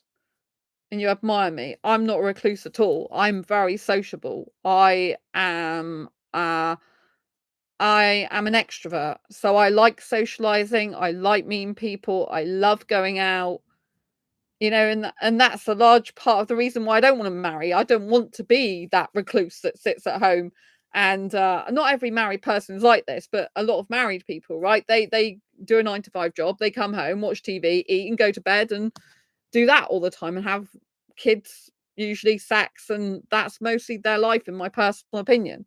There's nothing exciting or enthralling or invigorating about that. But not every marriage is like that, right? There's, like I was talking about Matthew Hussey earlier, him and his wife do a lot of stuff. They've just been in Kenya together. They went to a concert together a while ago. They do a lot of stuff because they continue to date each other whilst married. They continue to go to places together, do things together, keep the relationship interesting, exciting, which is what you have to do. I have a best friend and we've been friends since before 2018. That's 6 years. We're very committed to our friendship together. Very, very committed. We usually message each other every single day and see each other every month, right? That's a commitment. That's a huge commitment, right? So I am a person who likes commitment, but I don't want the legalities of marriage, because if that relationship doesn't work out, people change, right? It's a lot harder to leave each other when you're tied into a contract if things don't go well. And you've got all the expense, the upset and pain of getting a divorce, as well as splitting up. Who wants that, right? It's better to be 100% committed and all in a relationship, but then if it doesn't work out, you haven't got all the legal expense as well, and you know, you haven't got all that type of stuff going on. That's great. You are lucky to have found where you belong. Do you think it could happen that you may fall for someone spiritually, but they want more? I experience multiple attractions, just not sexual attraction. So I experience romantic attraction, aesthetic attraction, spiritual attraction, emotional attraction, clothes attraction, sensual attraction from the guy's upper body, intelligence attraction. So I can be very attracted to a guy, but I can't have sex with a guy. So if I'm going to be in a relationship, the guy has to know and understand I'm not going to have sex with him. I was in a relationship this year, but we were incompatible in the end. And for our values, not for the lack of sex, for the values, because he knew I was never going to have sex with him. I already told him that, made it clear, but we were very kissing compatible, physical kissing compatible, because I don't like sex, don't like nudity personally, but you know, and obviously I have a lot of other qualities, good qualities to bring to the table. Relationships shouldn't be based on sex anyway. Maybe you'll change your mind. As you say, people change. Either way, I wish you happiness. Thank you. Yeah, I get guys all the time because I'm interested in foreign guys. I get a lot of guys after marriage for a visa as well, and I will never, ever, ever do that. Right? Even if I had decided I wanted to get married, the guy would have to have permanent residency legally in this country himself, and I would have to see proof of that. But, you know, I don't want to get married anyway. And I don't want to live together, you know, but some people do get married and don't live together either. What color would you say your hair is? Oh, my hair is dark blonde. Yeah. When I was like primary school, used to be white. It used to be nearly like really white. Not 100% pure white, but it used to be white. My granddad, who's no longer alive, he used to have white hair. It looks like what? Almost red. No, it's definitely blonde, dark blonde. Yeah. It's funny though because when I have I used to work at the Sony Centre, and when I had my photograph taken there, my hair used to look ginger, bright orange. It was really funny. Yeah. So I'm digressing now because we've gone off topic in chat. But I think another way of healing is obviously understanding what you really want in your life and understanding what's good for you in your life right now. Like at the moment, I'm not looking for a relationship at the moment, not actively seeking a relationship. I'm not active on dating sites anymore. And I'm giving myself some time and space to heal. You know, the relationships breakup I had this year was in April. We're now in August. So obviously it's a lot easier for me to get over the guy now. It's a lot easier for me to move on. I've already changed as a person in the sense I already know lots more than I did back then because like I said, I joined Matthew Hussey's Love Life Club. So the ongoing things I'm doing to help heal myself while being in Matthew Hussey's Love Life Club, doing the courses, doing the work it takes to update my skills, knowledge in dating, relationships and confidence and all these type of things. I'm getting the coaching and training and mentoring and being, you know, active in there, very proactive. It's no good being reactive and passive. You have to be proactive if you want to learn new skills. I'm doing my exercises when I can, my flexibility exercises to help heal my back. So that's really important. I'm very flexible as it is, but I'm doing a lot of my exercises when I can. I can't do them all the time to help heal my back. And so I'm also taking diet, like I said, up my digestive enzymes for the digestive problem. I'm on kelp, taking digestive, good bacteria, probiotics as well. I'm also de-stressing and doing what I love, such as more of the writing, more of the chilling out. I'm going self-dating all the time since the split as well. So I'm really self-loving on me, and I'm not active on dating sites anymore. Question in chat: how did you two meet, and how did you explain the subject of asexuality? So you wanted to talk about my ex, which is no good for me. Sorry, I'm moving around a lot today. Right, so this ex that I was with this year, which I didn't intend to be my ex, but he was no good for me in the end. I met him on Facebook dating. Unfortunately, all the guys I met on Facebook dating, there's been 4 of them. I was in a relationship with him, but the other 3 I wasn't. I just dated, had a date with, 1 date with each of them. They all, well, one of them I had, well, I had, when I say 1 date with each of them, I had video dates as well. But 1 in-person date. All of them end up being liars. The whole lot of them, all 4 of them. I'm off Facebook dating now. So I think that was really disappointing. All of them lied about different things. So I met him on Facebook dating though, and I put in my bio, in my profile on there, that I'm asexual and that I'm not interested in sex. I don't want marriage. I don't want sex, marriage or kids, and I prefer to live separately. That's what I put in my bio, and I explained that to him in the message. I'm very upfront about my asexuality, and I said I don't want sex, but he hadn't had sex anyway. He was 27. So he wasn't missing out because he had never had it before. And he said he could be without it. And you know, he's like, I gave him enough pleasure without taking my clothes off, just through kissing him. So he didn't really need that anyway, really, to be honest, because he was getting enough pleasure from me without me taking my clothes off and without having sex with him.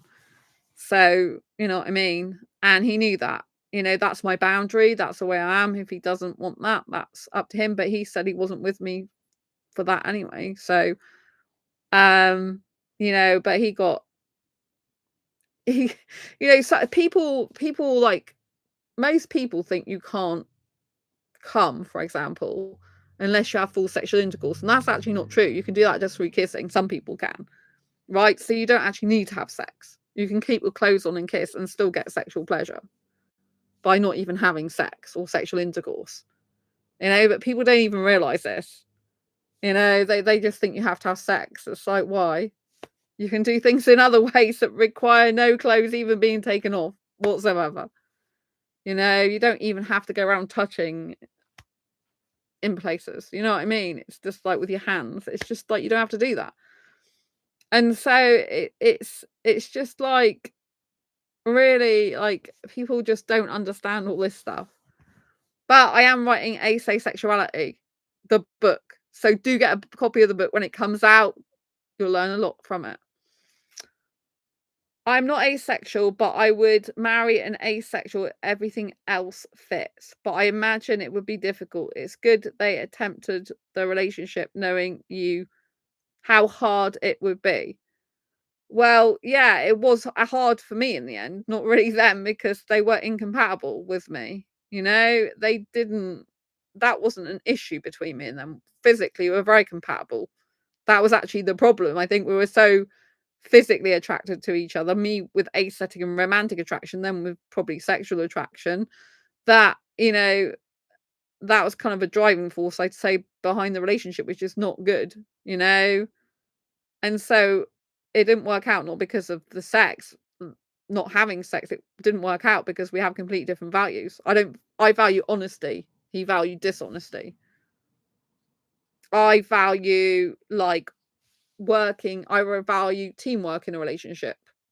I value open, honest communication, not avoiding things. I value sharing feelings. I value expressing needs and working as a team together in a relationship. He's just not the right guy, not a good guy, right? Yes, but you were also incompatible to them. It was a two-way street. Sorry it didn't work out. You were also incompatible with them. Yes, because they made themselves out to be someone they weren't. So yes, I was incompatible with them. They were incompatible with me because I don't believe in liars. Liars is someone who's a liar, who's dishonest, is not a good person, in my opinion. And it's actually a red flag for abuse. It's a red flag for narcissism. And generally, people know that liars are no good. You are a valuable person. Think you'll find a great life partner. Yes. Yes. We were very incompatible in the end, me and this guy. Unfortunately, because that's not the way it started out at all. I thought, but there was red flags because he did lie in the beginning. He didn't actually lie. Well, he did actually. He lied to me and he lied to his best friend as well. And that's a huge red flag if someone lies to their best friend that they've known for years. So, yeah, but I've talked enough about him on this channel. I've done a lot of grieving over him. I still wish him well in his life. I hope he learns from that. That's why I joined the Love Life Club, to expand my knowledge and develop my skills in dating relationships and confidence and stuff like that. So I wish him the best of luck in his life. I'm not the type of person that goes around wishing harm to people. What is your longest relationship? You said you're engaged. The guy I was engaged to, that was nearly a 7-year relationship. It was 6 years and 10 months. And I've been in I've been in 2 long-term relationships in my life. Wow, yeah, exactly. I've been in 2 long-term relationships in my life. So, but we got together when I was in my teens. I met him at college, actually. So the guy I was engaged to. But it didn't work out. So we ended up being incompatible as well. He was very ancestral with his mother, if you must know, which is never a good thing. It was a complicated family dynamic. His parents were divorced and yeah. Did you think that has plans? Do you think that has played a role in your view now?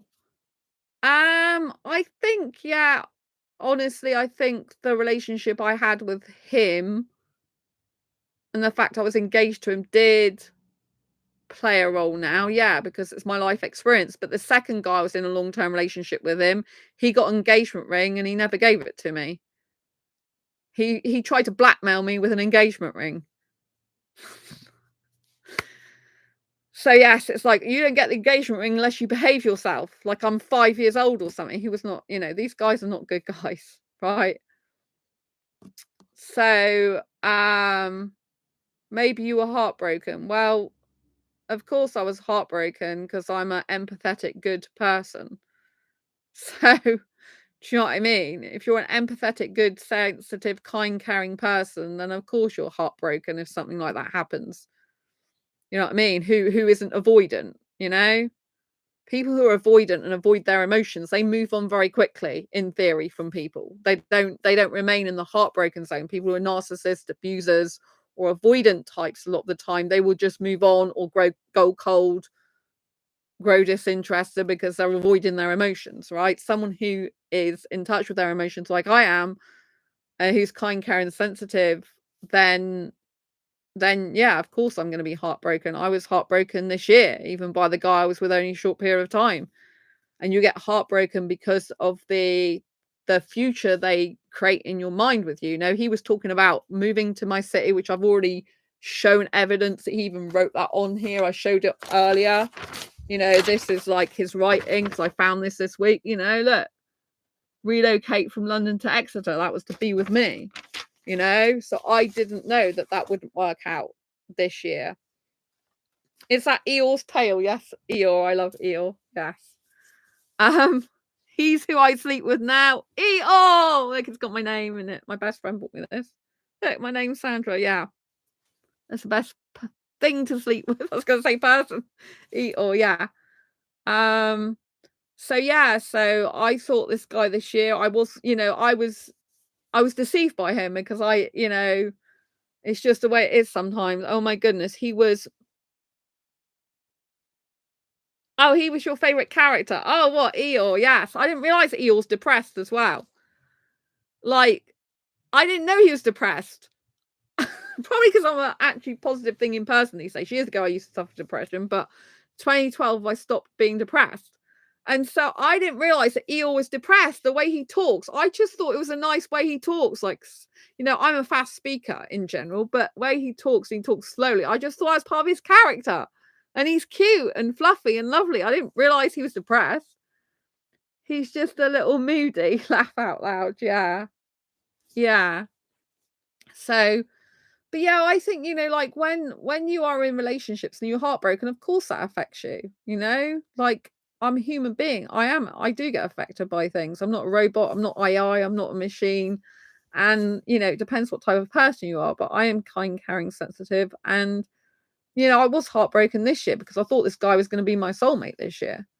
From what he was saying at the beginning and from the feelings I felt and the way we were together in the beginning, and the promises, like all the future he said, like, oh, I'll come to Exeter, we'll get this place together. Like, I don't even usually want to live with anyone.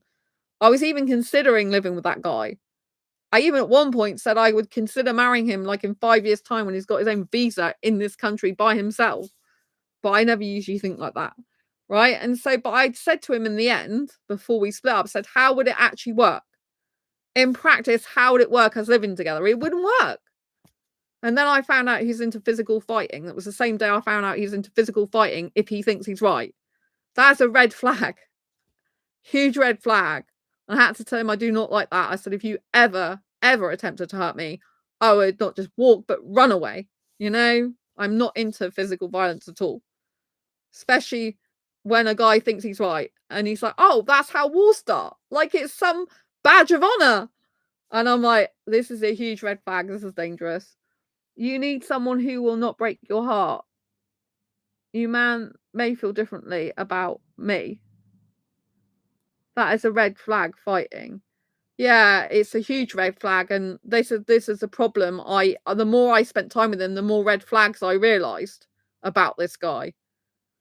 This is not the picture he painted for the beginning for me. And he was really kind about my anxiety, which it even says on that sheet. But then he used it against me because I do have anxiety. You should never, ever have, like, this is what he put on here. Where is it? You know, he put on here about helping, because obviously I do have anxiety. He put helping her to reduce anxiety and stress by working with her. You know, working with her, right? That's really important. Okay.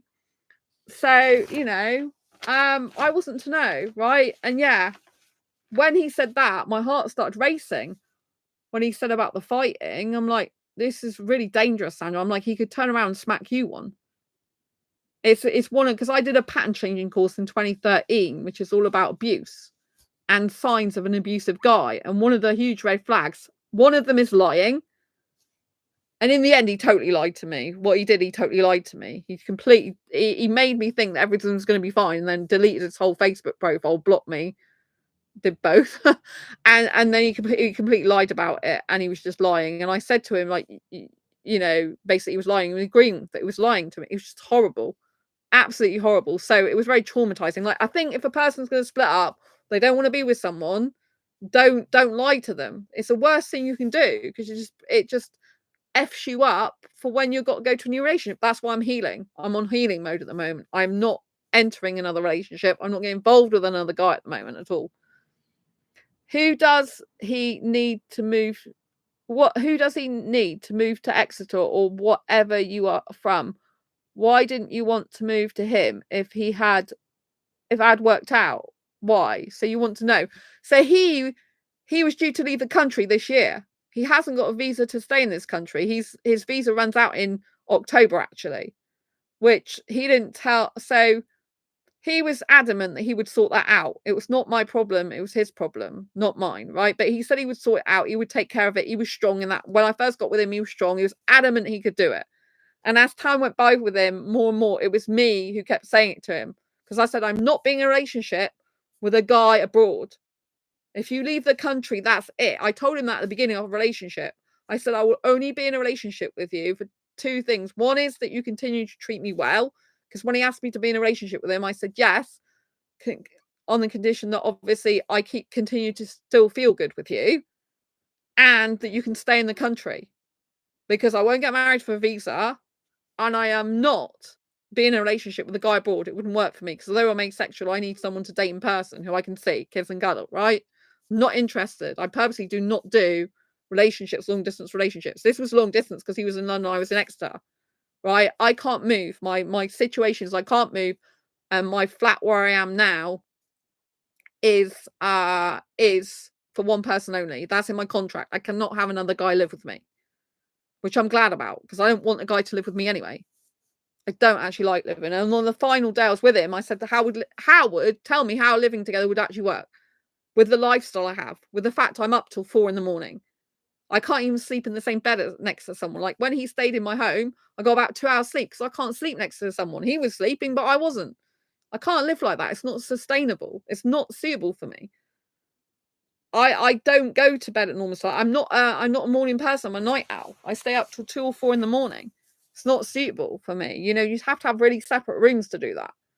And, you know, I don't want to share household bills. I don't want to be living with someone. I don't want to be under someone else's rule and thumb. I want my own bills in my own place to live my own life.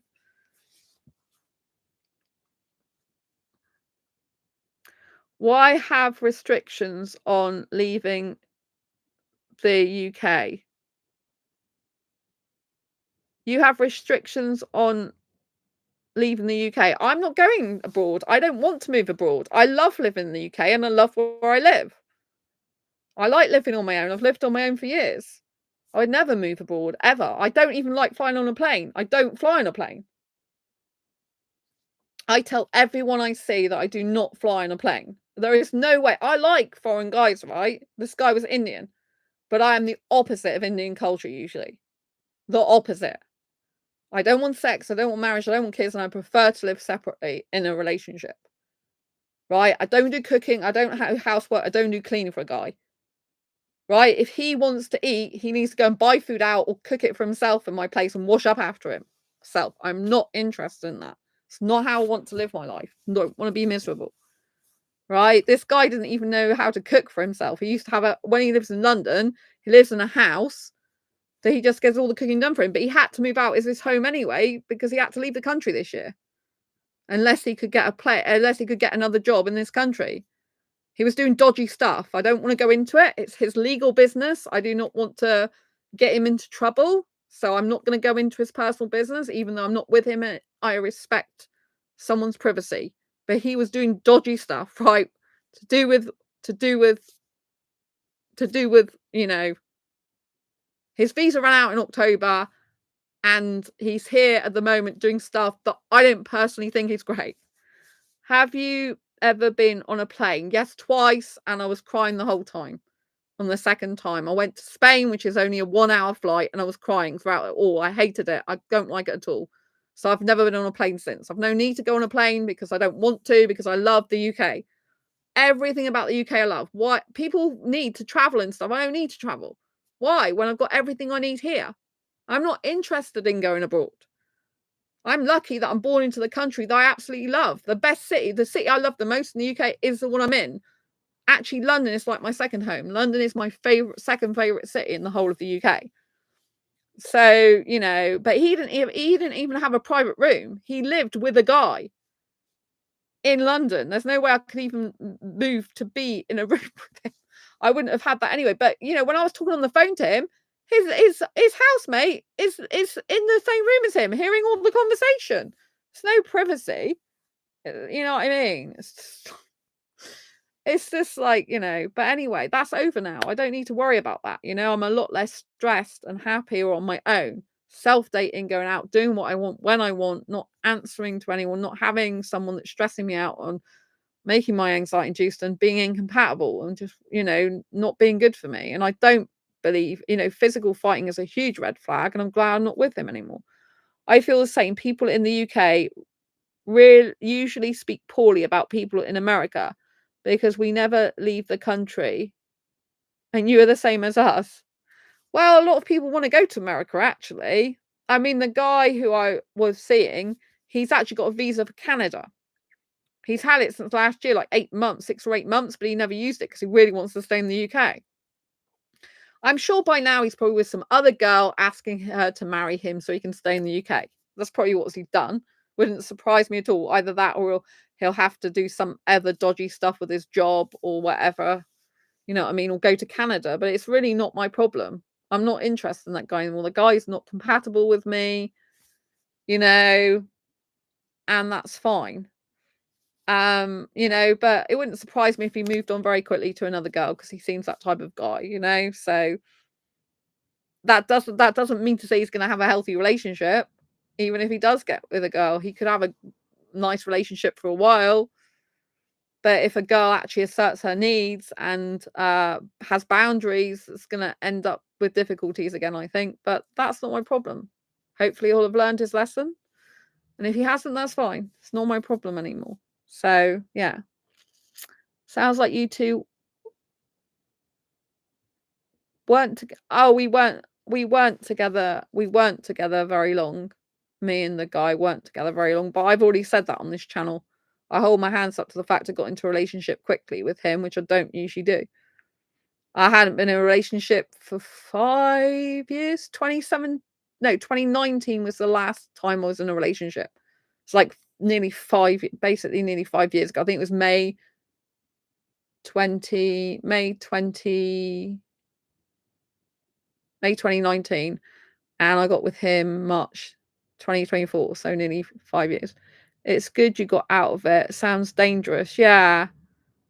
Yes. Yeah, I got out of it quickly, and I think that's the best thing. Like, I am healing because years ago I would have stayed in a relationship like that and not stuck up for my needs or got out of it quickly because I actually was tied to a guy in the past that wasn't good for me, and I lived with him. That's why I know it's not good for me to live with a guy. You know, I was financially tied to the guy. And I don't even like sharing household bills and that. I'd much rather look after myself. I have anxiety as a condition, and for my anxiety personally, I like being in control of all my household bills, my own living space, you know, what I do with my life, when I work, when I don't work, and all the rest of it. So, but yes, potentially he was dangerous. And then towards the end of the relationship, he was talking about thug life. And I'm like, you like thug life? I'm like, you told me you didn't like smoking. He goes, oh, I don't like smoking, but I like thug life. And I'm like, Yeah, you've already told me about the fighting, you've already told me about the thug life, and, the fact that if you're right about something, you feel fine to smack a guy's face or whatever. I'm like, "It's horrible." Yeah, thug life. He thinks it's funny and cool, and I'm like, "Yeah, right, okay." So, yeah, it's not he's not compatible with me at all. But he said things in the first date that I later found out that wasn't even true as well, you know? So there was things that was he wasn't being honest really in the beginning, and then I found out what he's really like, you know? So, yeah, it's not good, but I'm glad I found out soon. That's the whole, I have healed. I have progressed in my healing journey even from years ago, because years ago I would have stayed with the guy for longer than I should have done, who was no good for me, and I wasn't with him that long. I did rush into a relationship with him, in the sense I accepted being in a relationship with him quickly when I didn't really know him. And I trusted what he was saying was the truth in the beginning, which it wasn't. And so he was being someone he was not actually. He wasn't being honest with me to get me in the relationship. Um and so yeah. So I actually ignored my own advice, and I got into a relationship with him quickly, but I equally got out of it quickly as well, which is important, because some people would feel ashamed, or they would feel like embarrassed of the fact they got with someone and didn't, especially when they declared he was their soulmate, because I thought he was in the beginning. And but actually, these things do happen. There's thousands of women around the globe that get into relationships really quickly, and some of them stay in them years. And I was one of those people actually that stayed in a bad relationship years ago for a long, long time, thinking the guy would change, not accepting the fact that actually the reality is what's in front of you. And I didn't advocate for my needs, which I did in this relationship, which is a thing he didn't like. So good for you. Sex would have complicated things further. Yeah, exactly. Sex would have complicated things further. We were intimate in terms of kissing a lot, so physical intimacy was quite a big part of our relationship. But like, I didn't want sex anyway. I told him that. Like, I had very strict boundaries, and I told him that I'm not doing stuff I don't want to do. I did try a few things out with him that I didn't think I would try, but I'm like, there was one thing, and I'm like, I don't like that. It was to do with touching. A part of my body I don't usually like being touched, so I'll try it once, but if I don't like it, I won't do it, and I didn't. And I'm like, I'm not doing that again, because it made me cry, actually, because I'm asexual. I'm really not interested in doing that. And I don't like usually being touched on my chest at all. And I didn't like it. I'm like, I just don't want to do that again, because I thought I didn't like it, and I confirmed I didn't like it. I'm like, I'm just not interested. I don't mind touching a guy's top part, but I'm not interested in my top part. I mean, I just don't like it. I really don't. To me, that's my bits. I don't need a guy touching me in that way. I don't, I like a guy's arms around my back. It makes me feel safe and comfortable. And I prefer kissing, because he was heterosexual. He didn't ever lie about that, which I was really glad about. It did obviously mean that I had to say quite a lot of the time, like, you can touch me here, you can't touch me there. And that's quite hard. It is hard work when you have to keep reiterating yourself all the time. You can touch here, but you can't touch there. You can touch there, but you can't touch there. That is quite hard work from even my point of view, because I have to do a lot of, because he didn't mind where I touched him, because he's heterosexual, and most of the guys I've dated, been in relationships, have been heterosexual guys. And so for me, actually, as an asexual person, it's a lot harder if the guy's saying, you can touch me anywhere you like, do what you like to my body, which is what a lot of the guys do say, who I end up with. It's harder for me, because it's harder work. I've got to plug my laptop in. It's harder for me as an asexual person, because I'm having to say all the time about my boundaries. I'm having to say what I do like and don't like. And there's sometimes, occasionally, I might be in a different type of mood where I don't mind a bit more touching on certain areas than others, if you know what I mean. Like, but it's hard work. When I finally marry, I wish to take care of her fully. I would need 100% commitment, sexual, spiritual, financial, mental, etc., to each their own. Right, okay. Well, I hope you get what you want in your life. You know, it's every relationship is hard, whatever sexuality you are, you know, and you know, it's hard work. Any relationship is really hard work. To have a healthy relationship, loads of people can have relationships all the time, but there's a huge difference between having a relationship and a healthy relationship. They're two completely different things. And you know, you have to basically be able to have difficult conversations in relationships. You have to be able to address concerns that you may want to run away from or avoid talking about.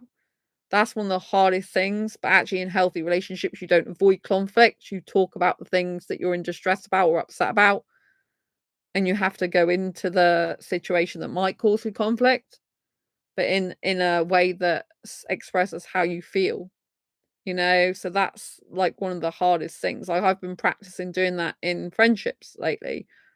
No, because I'm not in a romantic relationship. That's hard, like advocating for your needs, speaking up for what you're feeling, because it can be obviously difficult because you've got more than one person in the situation with you, you know? So, you know, it's really difficult. You've got to be a team player as well. You got to work together as a team. You know, a lot of the traditional marriages, as it were, women are still seen as underneath the guy, if you know what I mean. They're seen as the guy's seen like the status of the relationship, the guy's seen as like the higher in superiority basically to the female, which is totally wrong. Those relationships are never gonna work unless you've got a subservient woman in the relationship, you know. It's not actually gonna be healthy. And you know, that's quite a lot of problems with relationships. You know, I've learned more and more in Matthew Hussey's training that you've got to have open communication. You've got to be addressing difficulties all the time, which is hard work. You know, if you've got something that the person does that you're not happy with or it's not meeting your needs, you've actually got to bring that up to them in a way that's not accusing them, in a way that's talking about how you feel, that's addressing the behavior, not the actual person. And it can be hard, very hard. Right, communication is key. It's also important to be able to view the situation from your partner's side as well. Do you think you're able to do that? I think any person is able to do that if they are active in communication, both being open and honest with each other. You know, you've both be able to see each other's points of views, but you don't have to agree with each other's points of views. You've got to come to an amicable arrangement or agreement. You know, you've got to try and get both of your needs met. So, you know, it's very important, you know, that, but in a relationship, sometimes someone's needs not going to be met, but the other person's needs is going to be met. So sometimes it's a case that you've got to listen to the other person, because maybe you're fine in the relationship at that time. Maybe you don't see an issue. There's no problem. You have a problem and you didn't realize that your partner has got a problem. And so they come to you with an issue. You can't then go around saying, well, you did this, you did that, and throw that back in their face. You then got to listen to what they say and see if you can meet their needs. See what you can do to meet those needs that might be lacking. And if it's something you can do that's not going to cause any detriment to yourself, you know, and cause you any anguish or anything in your life, then there's no reason why you can't adapt and do that thing. But obviously sometimes you have to like come to a compromise when you both come to a solution that's satisfactory for both of you. But you have to acknowledge that person's needs and you have to validate their needs. Even if you don't agree with them, you have to validate that person's needs and their rights to have those needs from their point of view. But obviously you still can't tolerate bad behavior. Bad behavior, red flags, that all needs addressing, which is boundaries, by saying, you know, like if someone, for example, is repeatedly late to dates, or even if they're late to a date on the first date, right? Because you want to go into a relationship, you want to be getting a connection that's good for you. You would have to say something like, if you don't like lateness and they're late to a date, you'd have to say, hey, I noticed you were late. For me, it's very important that people are on time to dates I make with them, or before time, because I value punctuality, reliability, and I find it disrespectful if the person's not turning up on time. It's a disrespecting me and my time.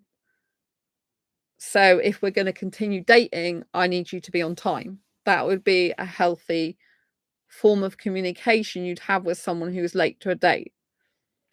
So,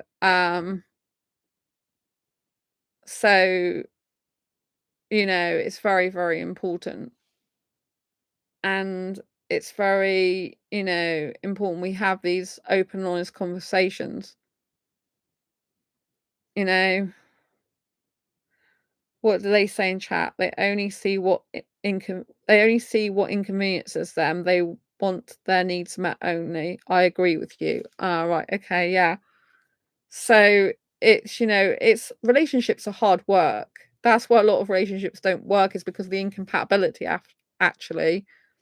Matthew Hussey talks about the 4 elements you've got to have a successful relationship. So first of all, you've basically got you're attracted to the person, then there's mutual attraction, and then you've got to have compatibility and commitment. Those are the 4 elements.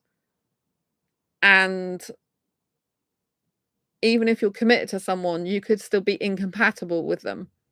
Incompatible in values, incompatible in morals, incompatible in ethics, incompatible in lifestyles, incompatible in sexual preferences, incompatible in life goals. So all these things, even if you're attracted to the person's attracted to you, even if you're in a committed, serious relationship with that person, you could still end up not being right for each other. Even if you love each other a lot and get on well, you could still end up being incompatible if your morals, beliefs, ethics, values don't match, lifestyles don't match, life goals don't match. So I've learned all this type of thing from Matthew, so, and Matthew also says, a lot of the time where you initially have that amazing chemistry with someone, that's usually not the best person to end up spending the rest of your life with. Because, that chemistry, initial chemistry where fireworks start is usually short-lived, because it's more like a fantasy. It's more like masking the reality of what that person's really like, because you put them on a pedestal. You're like, wow, I've never felt this way before. Wow, this person makes me feel amazing. Wow, we have such good chemistry. Wow, in my case, the kissing's amazing because I don't have sex, because I'm asexual. Also, some asexuals have sex, I don't. I'm sex repulsed, for me personally, asexual. So, you can have the most explosive, amazing chemistry. You could so be wanting to snog the face off each other, but it doesn't make you compatible. You can love spending time with that person, but if your values, and life goals, don't be compatible with each other, it won't work in the long term. And so compatibility is the absolute key, as well as commitment, to a successful long-term relationship.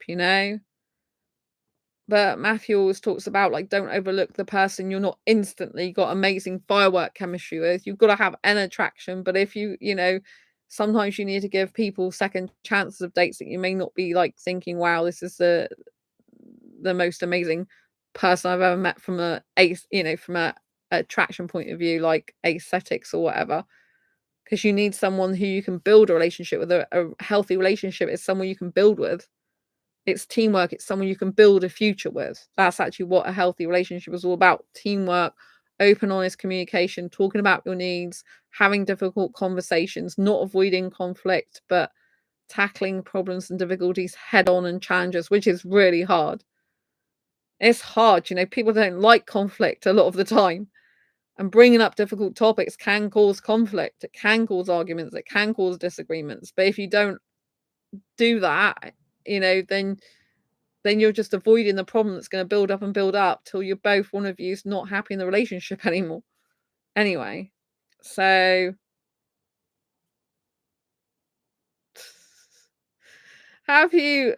someone's making a funny comment in chat. Have you considered you're a vampire since you love to be awake at night? No, I'm more like a night owl, actually, not a vampire. And a moth. One of my spirit totems, insect spirit totems, is a moth and butterfly. So my insect totem is a moth, and they're my spiritual messengers. And a butterfly is, actually, but yeah, it's a moth. Moths like the dark, don't they? But they also like the light. I like working in the dark. It's really weird. So I'm afraid of the dark. So I have to have a light on every night. But I actually work best in the dark with just a little light on and the rest of the room in darkness a lot of the time. But I'm just energetic at night. I'm like on an American timeline, which is great because a lot of the people that watch this channel, the majority of people are in America, which means they're up when I'm up. I'm on my fans' time here. And most fans' time. I'm usually up too late for the UK people when I live in the UK, but I'm up when other people are up. It's quite funny because I have Indian guy friends online sometimes, and sometimes they go to sleep, right? Then they get up in the morning to go to work, and I'm still awake when they're up in the morning. I get more energy at night as well. I like the night as well. Yes, it's really evening. Yeah, yeah, I'm really good at night, but it's not good for a relationship, actually, because a lot of the time, like with the ex, for example, we're on different time schedules, you know. But again, that's I like being awake at night. I do my best work at night a lot of the time, but I haven't got as much energy as I have had in the past, although I got a lot of energy now when I'm talking to you because I've got injuries that I'm getting over at the moment. So when you've got injuries, you've got to give yourself some grace and understanding that, when you've got injuries, you're going to not have as much energy as you usually do, because the injury that causes you more pain, that drains your energy more. If you've got stress, that drains your energy more. If you've got like a lot of things going on in your life, that can drain your energy more. So at the moment, I find that after 7 p.m. at night, a lot of the time I do get more energy drained as well, because I spoke to my physio about that for my back injury, and she said it's like, fatigue, like muscle fatigue and stuff, because you're using your back all the time, which is obviously injured. It's going to make you more tired. So but I have had, like I told you about, the gut problem, which I'm now taking Alexa for. Hopefully that'll sort some of the issues out with the energy. But like I said, on the blood test, it did show up that I've got underactive thyroid, which can make you really tired and energy, which I'm determined to repair myself like I did years ago. But I have to give myself some grace to know that did show up on my test results, as did the white blood cells for fighting an infection. So when you're fighting it can fight infection and injury. So obviously all those things together add up to the fact that I'm going to get more tired and lacking energy more and be more exhausted than I used to be. And when you got illness and injury, you just got to accept that and know that you'll get better. Know that you are working towards getting better slowly. You're improving yourself more and more. Like, I'm improving myself and my back a lot. I'm a lot more flexible than I was. I can move more from side to side now, which I couldn't do before. I still, like, make sure I do exercises, but I don't do them every day. I give my body a day of rest. So yeah. So, so yeah, I'm not having I've already said at the beginning of this video, I'm not having a synthetic hormone. At the moment, they're not prescribing that for me anyway. They said I'd have to have a blood test in 6 months' time, and if I still got underactive thyroid, then I would need to go on synthetic hormone. But I've already told them I'm not having it.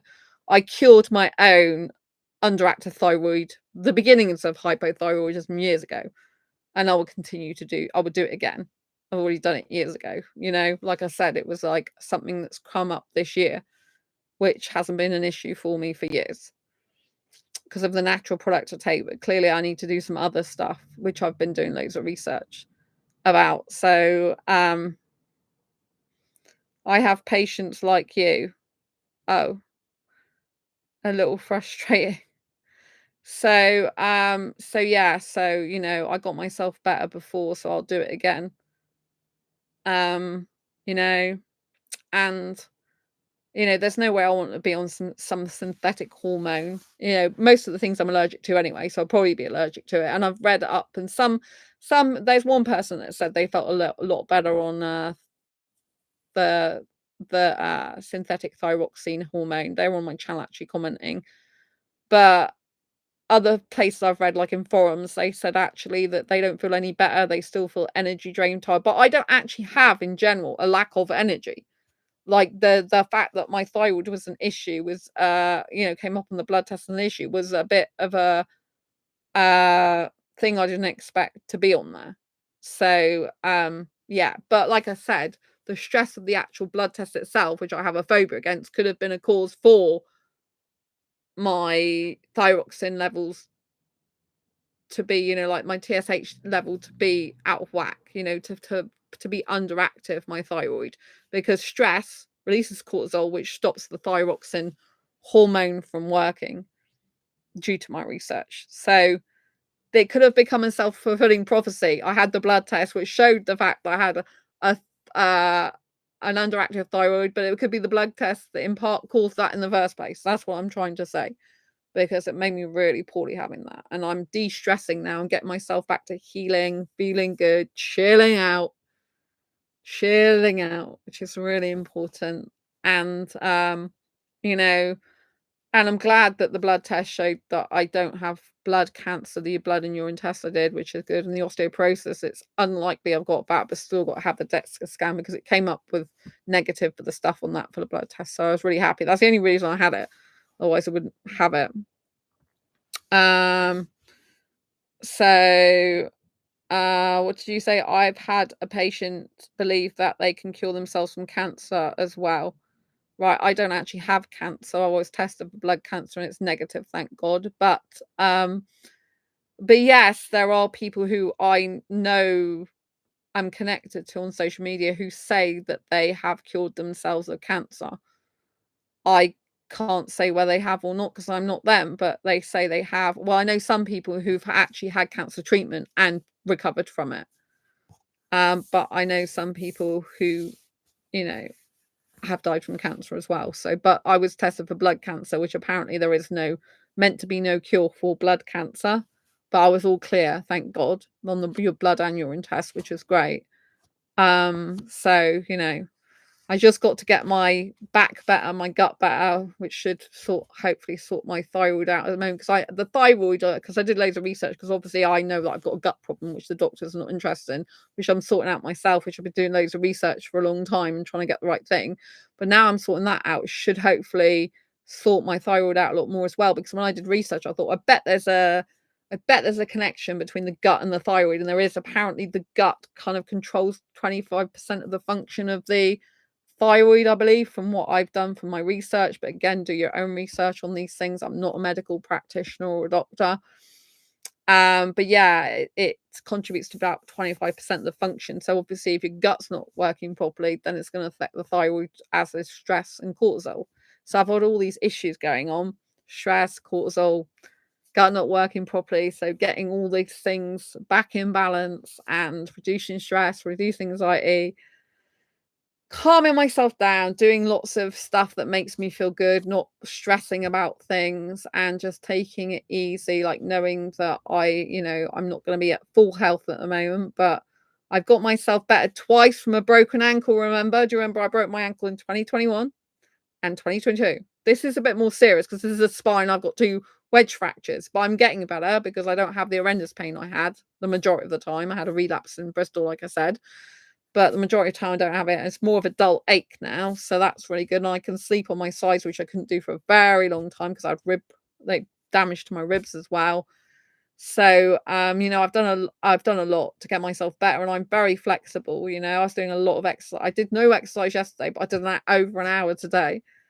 And I'm very proud of myself for the progress. I think when you're healing, when you've got illness and injury, you've got to praise yourself for when you do In chat they said it's good you're focusing on yourself. Yeah, it's really positive. It's important to focus on yourself and what you enjoy and brings you joy. But when you're healing, you've got to give yourself some grace, and you've got to keep positive. You've got to remember that if you've got over things before that were difficult, you can do it again. Like, I've got over a broken ankle, my left ankle, twice, right? Same ankle, fractured the same fracture, a second time worse, right? But this ankle, this is my left ankle. This I would actually say is stronger before I broke it, and it's probably stronger than my right, actually. You know. So with the back, I've been told that the actual fractures, though, will not heal back the same. They'll never be in the same shape ever again. They're wedge fractures. So that obviously is a bit sad, you know, but my intention is to get better, but I just have to know that it'll take me longer, because obviously I do have fibromyalgia as well. So it takes longer for me to heal usually anyway. That's an ongoing permanent disability since 2012, but I managed that really well, like I said, which is why I wrote this book. For anyone else who's got fibromyalgia, go and grab a copy from Amazon. It's really good. So that's your autobiographical personal development book in disguise as well. So you can get it even if you haven't got fibro. But this does tell you how to have more energy, less pain, and feel happier. And even though I'm talking about energy, I mean, I've been streaming on this channel for over 2 hours. So I think my energy levels are, and it's gone 1 a.m. in the morning here in the UK. So let's say my energy levels are still pretty good for someone who's got fibromyalgia and is recovering from back injury and recovering from gut and thyroid problems at the same time. You know, this is what I mean. You've got to give yourself praise. You've got to praise yourself. You've got to be proud of I am so damn proud of myself, because I was in such horrendous pain with my back and ribs for a very, very long time. It was causing me a lot of issues. Issues aren't over yet, right? But I've made significant progress. And what we do as human beings, we tend to focus on the negative stuff a lot, which can cause more pain and anguish. So it's important to praise yourself, to be very proud of who you are and how far you've come, the progress you've made, and give yourself some grace of the things you can't do that you usually can do or could do. Give yourself some grace for the amount of time it's going to take you to recover and get better, and know that it's okay. Right? It's a few months in my life or whatever, or well, this year has not been good for health for months, right? But okay, this year's not good for health, right? But I mean, come on, I have had results back that show I haven't. Well, it looks like I have not got blood cancer, which is amazing. You know, that is one of the best news I can ever have, right? Because that is like death, right? So I am so grateful and thankful to God and the universe for that, right? I watched tarot. I didn't used to watch tarot readings at all, right? But I started watching a couple of tarot readers. One specifically I watched more than another.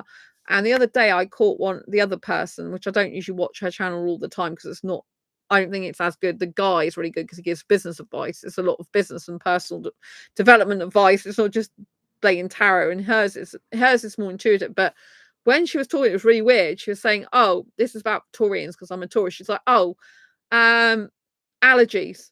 You got a problem with allergies, and it's caused you a lot of issues. Basically, there's been a big problem with allergies, but you're healing now from them. I'm thinking, how the hell does she know this? This woman is like a psychic, so she's not just a normal tarot card reader, she's psychic.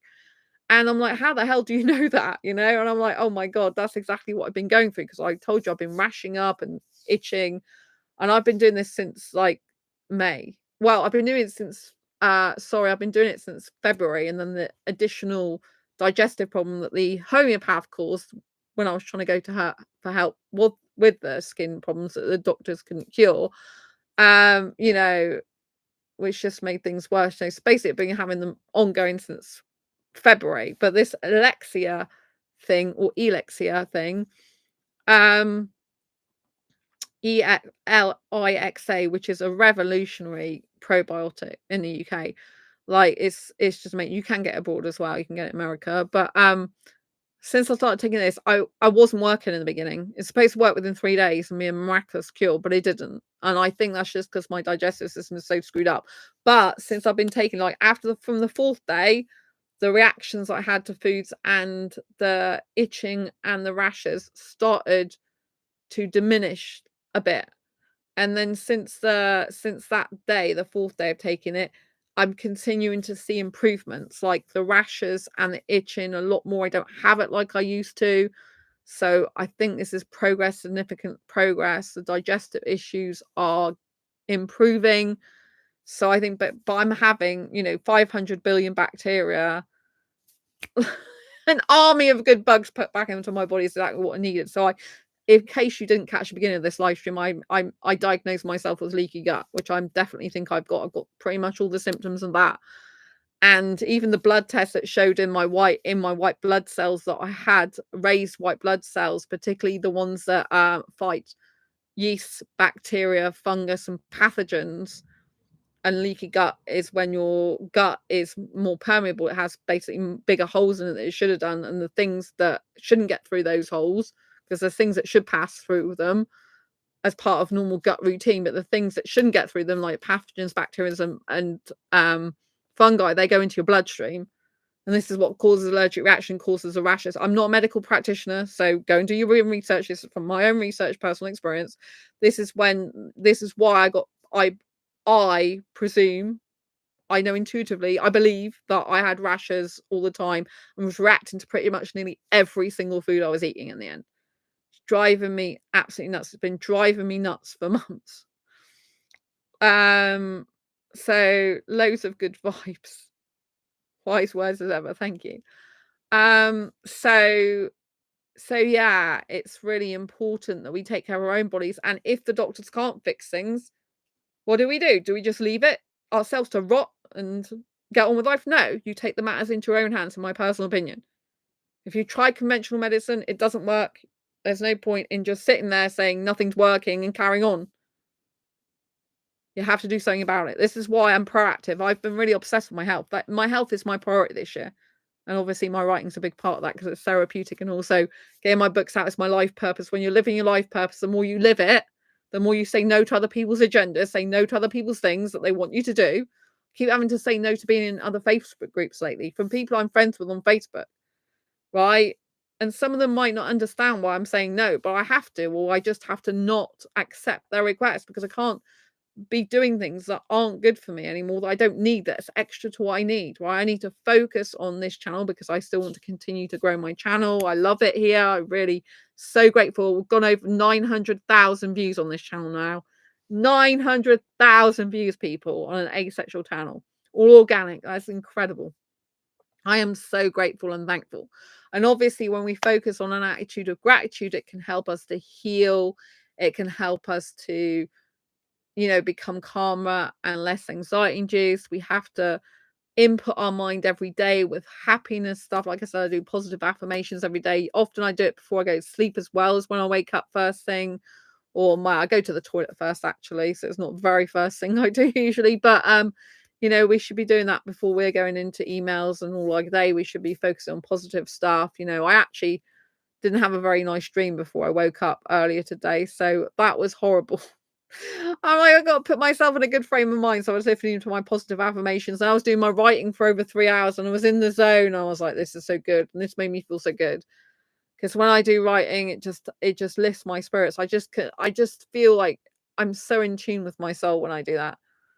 I'm literally born to write. I know that. So I'm writing books for asexuals. I mean, what more can I say, But, when we focus on the things that are positive in our life, that are good in our life, and we keep focusing on that, it's brilliant because what we focus on expands. We're not going to have every day of positive thinking. We're not going to be able to think every single day of our life, oh, this is a positive day, everything's going well, because life is not like that. It's up and down all the time. But we've got to try and drag our mind back, if you like, to positive thinking. We've got to put our mind back and focus on the good, right? I'm actually going to the cinema. I was going to say tomorrow, but it's today now because it's gone over to Sunday. I'm actually going to the cinema on a self date, but I'm going later because the movie doesn't start till 2. It's not a film I was necessarily intending to watch because it's going to be a bit violent, which I'm not really into violent films, but it is a superhero movie, but I've got a character I don't like in it and character I really do like. So yeah, so we'll have to see about that. But I keep my promise to myself of self-dating, so that means sometimes watching things that I wouldn't necessarily pick as my ideal films, but it means doing stuff. And obviously you got to be careful what you put in your mind. I said that before, so I've got to watch the fact that it is going to be a bit more violent. and it's 2 p.m. in the afternoon. So if you're going to watch a film that may not be totally a best film to watch, may have some negative aspects to it, it's better to do that not just before we go to bed. It's better to do that like in a daytime, when you can then go from the movie and then plow positive stuff into your mind and can counteract the difficult things. Like, it's a superhero movie, so it's not like it's the end of the world, but it's Wolverine versus Deadpool, right? Or Deadpool and Wolverine, right? And I don't like Deadpool. I can't stand the guy. I watched the first Deadpool and I hated it. It was too much of sex, too much of violence. I didn't like it at all. So I didn't watch the second one. But I do like Wolverine. And I have got the Wolverine movie. I like a lot of the X-Men stuff. So you know what I mean? So it's kind of like I didn't really want to watch it, but then I think it's the best choice of the films available at the moment. I've already seen Despicable Me and the Inside Out too, and so those are some really good movies. I'd highly recommend those. Very pleasurable to watch. Although anxiety, I don't think was particularly portrayed in the best light, in the sense that I've got anxiety, but I never lie, and the anxiety in the movie caused the person to lie, and so I didn't like that about it. I thought that was not a good portrayal of anxiety. But there we go. So for me, it's the opposite. Like, I'd be like, I couldn't even, I can't lie. And even if I attempted that, I would be so anxiety induced. That would make me more anxious, not less. So I didn't really agree with that in the movie. But it's important that if you are making promises to yourself, you keep them, because this helps to grow our self-confidence, self-worth, helps us to heal. So it's very important that you make arrangements with yourself, you make decisions, and you act on those decisions, and whatever the outcome is, you just trust that everything will work out okay in the end. You have to believe in your ability to work things out. And how do you know that? Because you look back at past things that happened in your life that you worked out before, so that you can do it again. You look back at when you've had illness, sickness, or injury before, and you overcame that, so you can do it again. Because when you're in that zone, in that moment, and you're really worried about what's going on with your body, your illness and injury, it can overpower you and overtake you in your mind. And you can be like, oh my God, am I ever going to get better? I feel dreadful at the moment. I'm in so much pain. This feels like it's going to go on forever. It's really horrible. My whole life's a disaster. My whole life's been turned upside down, blah, blah, blah, blah, blah. And at the moment, you can genuinely feel that way. And I think it's good to honor your feelings. I don't think you should gaslight yourself and pretend things are not happening. I think it's important to grieve for, and grieve for your pain. It's important to grieve, obviously, if you had a breakup. It's important to allow the negative emotions to flow freely out of you, and to talk about the negative emotions, because if you bottle them up and don't tell people, it can be worse. That's why even in relationships, healthy relationships, it's a good idea to tell the person how you feel. Even if you don't necessarily get exactly the outcome you want by having a difficult conversation, right? It might require more and more conversations, but even by getting it out and releasing the feeling that something wasn't good, or you didn't get a need met when you wished you had, even by releasing that, even by talking about it, can really, really help to even feel better in the relationship, and feel better just by getting it out. Whereas if you don't talk about it, things build up, then it ends up the situation where you just probably end up splitting up anyway, or end up breaking up if you're with the friend, with the person, your friendship, or you end up like avoiding situations and growing apart with people. And so it's much better to actually just say it. Like, you'll know on this channel that if I get attracted to a guy, usually I just tell him, right? Because for me, it intensifies it. So even if the guy doesn't reciprocate, I just usually tell him outright, because I usually feel better. Although I haven't got any guy in mind for being attracted to at the moment. Doesn't mean to say I'm not attracted to guys, but I'm not that attracted to a guy that I'd want to even say I'm attracted to him, because it's not, I'm not feeling that way. There was a guy, an Indian guy, actually, I did tell him, because I need to get out of my system. And since I've said that, I feel better. We're not right for each other. He lives in India anyway, and we're not compatible. But just by saying that, it was good, because I got that out in the open and off my chest. So that was some time ago now. Wasn't recent. It was since the split, but it wasn't recent. So it's since I've been single. I don't say that type of stuff when I'm in a relationship. So, to other people. So, yeah, but, what I'm saying is make sure that you honor your struggle, you honor the fact you're having difficulties, you honor the fact you're stressing. So I ask for extra help if you need it. I have to ask my best friend for extra help. That was really difficult for me because I know he has his own life and he's very busy and it helps me lots as it was, but he did step up to the plate, as it were, and help me a lot more because he was there for me throughout my blood test and the lead up to that because I was in such emotional and mental and physical turmoil in the lead up to that. I do not want to be doing that again for a very, very long time unless I absolutely have to. I already said that. I told the doctor I'm not having another blood test in 6 months. There's no way I'm not going. I told the physio that as well. I actually had 14 hours of pain from that blood test. Like I felt, she said, oh, she had to take 2 vials and she said, oh, it's nearly done now. So that I felt the needle go in. It was terrible pain. She said, I'm nearly done now. And after she said that, I felt the needle, like a fine, thin, longish needle go right through my skin and vein. It was horrible. It was like the vein was squirming around and resisting it. It was it's the worst blood test I've ever had. And it was just horrendous. And I had pain for 14 hours before I even went to sleep, even though I put ice packs on for over 3 hours. When I came out, I actually had ice packs with me. Well, I had the blood test. My friend had them. My best friend had them in a cool bag for me, and I had to have food and drink just to come around because my eyes wouldn't open. That's how bad I get with blood tests.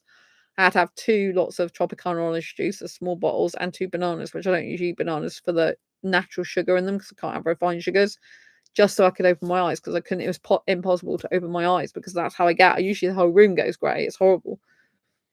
And the nurse was really unempathetic. She's like, "Oh, you're gonna have to recover in the waiting room." I said, "I can't even open my eyes at the moment." I asked for a recovery time when I booked the appointment. So if my best friend hadn't been there, it would be even worse. But it was horrendous. And so I had the ice packs, and we did go to Weatherspoons afterwards to get some food because I felt like being out of my home. I couldn't really be in my home very much leading up to that. It was just a thing where I didn't want to be at home. I didn't want to be thinking. I want to be distracted. I need to eat something. So I had ice packs up my top in Weatherspoons, looking like Iron Man. Although I don't really care because I'm just really not bothered. No, I learn in life. I learned at life a very long time ago. There are people really don't care. People are that absorbed in themselves and engrossed in their own lives that most of the time people don't even realize what you're doing in your own life, even if you're near them. They don't pay attention to you. So I don't get self-conscious. I just do these things. And the ice packs went pretty well with my arm. It's only the top one you could see a bit, right? And yeah, my arm was in a lot of pain. And then by the time the whole day was 14 hours before I went to sleep because I didn't go to bed till late, and I had to have ice packs to sleep with just to be able to go to sleep because the amount of pain I was in. And I was still in pain the next day, but then it started to wear off throughout the day, and by the following day I was pretty much okay then. But it was awful. It was awful. Let's have a cuddle with Eeyore to make ourselves feel better now. It was really, really awful. And yeah, I don't want to be having that again. I usually refuse them anyway because it's not worth me being ill. It made me so ill. The whole thing made me ill and probably threw my thyroid off a lot. A lot. So even by not having that stress anymore, by refusing to have one, because it'd be no good me saying yes, I'll have one in 6 months because I'd be poorly for 6 months then, you know what I mean? Because I can't stand it, and I've just already told them I'm not having it done. Because even if I had it done, which I'm not going to, I wouldn't go on the hormone anyway. I don't want a synthetic hormone in my body. I'm no good with a lot of medications. I'm allergic to pretty much most medications anyway. The only painkillers I can take are like pure ibuprofen and paracetamol, and I even have problems taking both of them sometimes. I don't take them that often, most of the time with my back, I've used ice packs. Even when I broke my ankle, most of the time, like for the first 4 days, I used ice packs and even use any painkillers. First time I broke my ankle because I don't like taking them. And when I did, after the 5th day, when I finally went to the hospital and got diagnosed with a broken ankle, then because my foot went purple and I was feeling really nauseous all night. Then only then when I phoned the Devon doctors on call in the UK up, and they said, well, about have you taken painkillers? I said, no, I haven't taken any since I injured myself. They're like, well, you'll have to because they're going to manipulate and hurt you. I'm like, oh, great. So I took them then, but I started having them like 3 days in a row. I had it, and it's like they were causing me tummy spasms and tummy pain, so I had to stop taking it anyway. It's no good. I can't have aspirin. I can't have subsidiaries of ibuprofen. I can't have diclofenac. Like a lot of the stuff I can't have.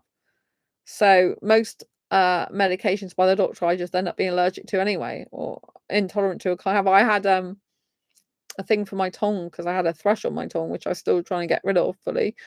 And and they gave me this thing. I think it was nystatin, and I had a reaction to that.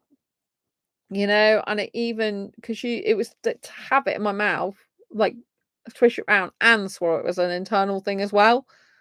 But it just didn't suit me. And then the second time I tried it in my mouth and just spat it out, but my whole throat started to get swollen up. And I'm like, can't have this. So I think you've got to know your own body really well. Usually I work really well with natural products, and usually anything artificial or highly chemical or like it's not good. Like I've had quite a lot of hydrocortisone creams for the rashes and stuff, and that's a steroid. So your body absorbing steroids for a long period of time can cause more rashing. If you look at a lot of the things the doctors give you, they'll actually cause the side effect of the thing you're trying to get better from. That's the absolutely weirdest thing about a lot of traditional medicines. You look at the side effects on the packet, it will give you the thing possibly as a side effect when that's the thing you're trying to cure. So with the creams they give you for like lumps, rashes, spots and stuff like that, a lot of the time the creams will be like, you could get, you could get an allergic reaction to this, you could get a rash from this, you could get itching with this, which is the thing that I was trying not to get in the first place, or what I wanted the cream for in the first place, you know what I mean? It can cause, it can aggravate eczema or dermatitis, or it can, you can get like eczema from it. It's like I'm trying not to have these things. So a lot of the time they're just counterintuitive. They're just in a bad way. They're counterproductive, you could say, rather than counterintuitive. Counterproductive. Because, they're potentially going to give you the effects of what you're trying to get rid of. I always believe as much as possible to try and work with the body in the most natural way possible. Because your body needs natural stuff, and unfortunately a lot of the modern society these days, and the foods we eat, even a lot of them have chemicals and pesticides in it, and it's just a nightmare. I mean, I actually get tummy pain through eating organic food. I've tried organic food in the past and that actually doesn't suit me. I get more tummy pain than I ever do with normal vegetables, usually, if I have organic foods, which may sound weird because most people recommend organic foods, but for some reason my gut doesn't like that. But I've had a lot of gut issues lately, but I think I'm hopefully on the mend with the elixir. This has been a problem, since May, so with the gut. So I'm having to repair my gut since the homeopath cooked it up in May. She's an alternative medical practitioner, I might add. Because the stuff she gave me, she shouldn't have been giving me, in my opinion. So I don't obviously see her anymore. I'm trying to fix all the rashing problem and itching. So that's I've had since February. So I'm trying to work on that. And obviously I've got the thyroid thing I need to sort out, as well as a back injury to fully recover from, and getting my energy levels back in tip-top shape. So, I'm doing a lot to help myself. I have this year I got I've also been taking lutein for eye to help with my eye health. And also I take a high level of omega-3s, even though I eat fish usually every day, most days. Then I've also got a high level omega-3 fish, with all the making sure that there's no heavy metals and stuff like that in it. It's the highest dose. So because I've noticed for my fibromyalgia pain, like I have fish for that because of the omega-3s, but I noticed in my hair follicle test it still was low. And I thought, whenever I have a lot of fish, say I have 2 in the day, my legs feel a lot better. So I thought, sometimes I want to always eat 2 fish in a day, or I don't, I might be eating chicken or something else. Then, it's good to have the extra omega-3s for to help their muscles and feeling better. So it helps boost stuff like that. So yeah, I've got a really good quality one of that, because you've got to look for ones that don't have toxins and metals in them. There's a very high level that hasn't got bulkers and fillers in it and all the rest. So, a lot of people, they get cheap stuff. They get cheap vitamins and minerals. from like places.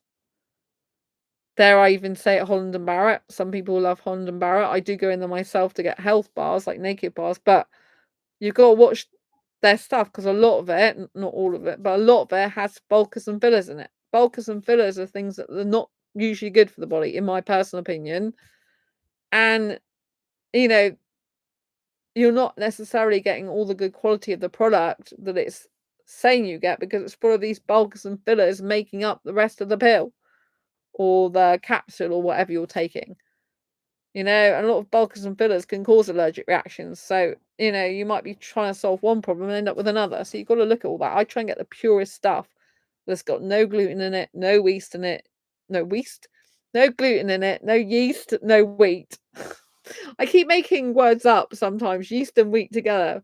Yeast. Yeast. I got no yeast.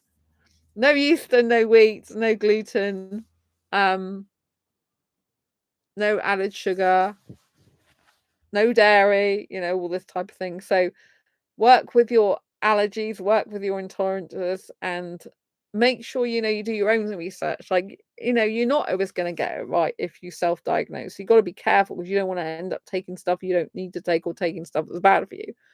But I absolutely believe, personally, I'm not a doctor or medical professional, consultant of those, but I personally believe in taking your own health into your own hands if the doctors are like, I can't do anything more for you. This is as good as it's going to get. Why? Because you should be fighting for your health. You should be fighting for yourself. You should be doing whatever it takes to make yourself better. I mean, literally, I have spent absolute hours to the point of exhaustion looking at different things to do with my health. The only good thing about the blood test is it confirmed that the only thing that was on the blood test came back is a thyroid issue. But, you know I have a leaky gut problem, so which I still need to sort out, which is my self-diagnosis.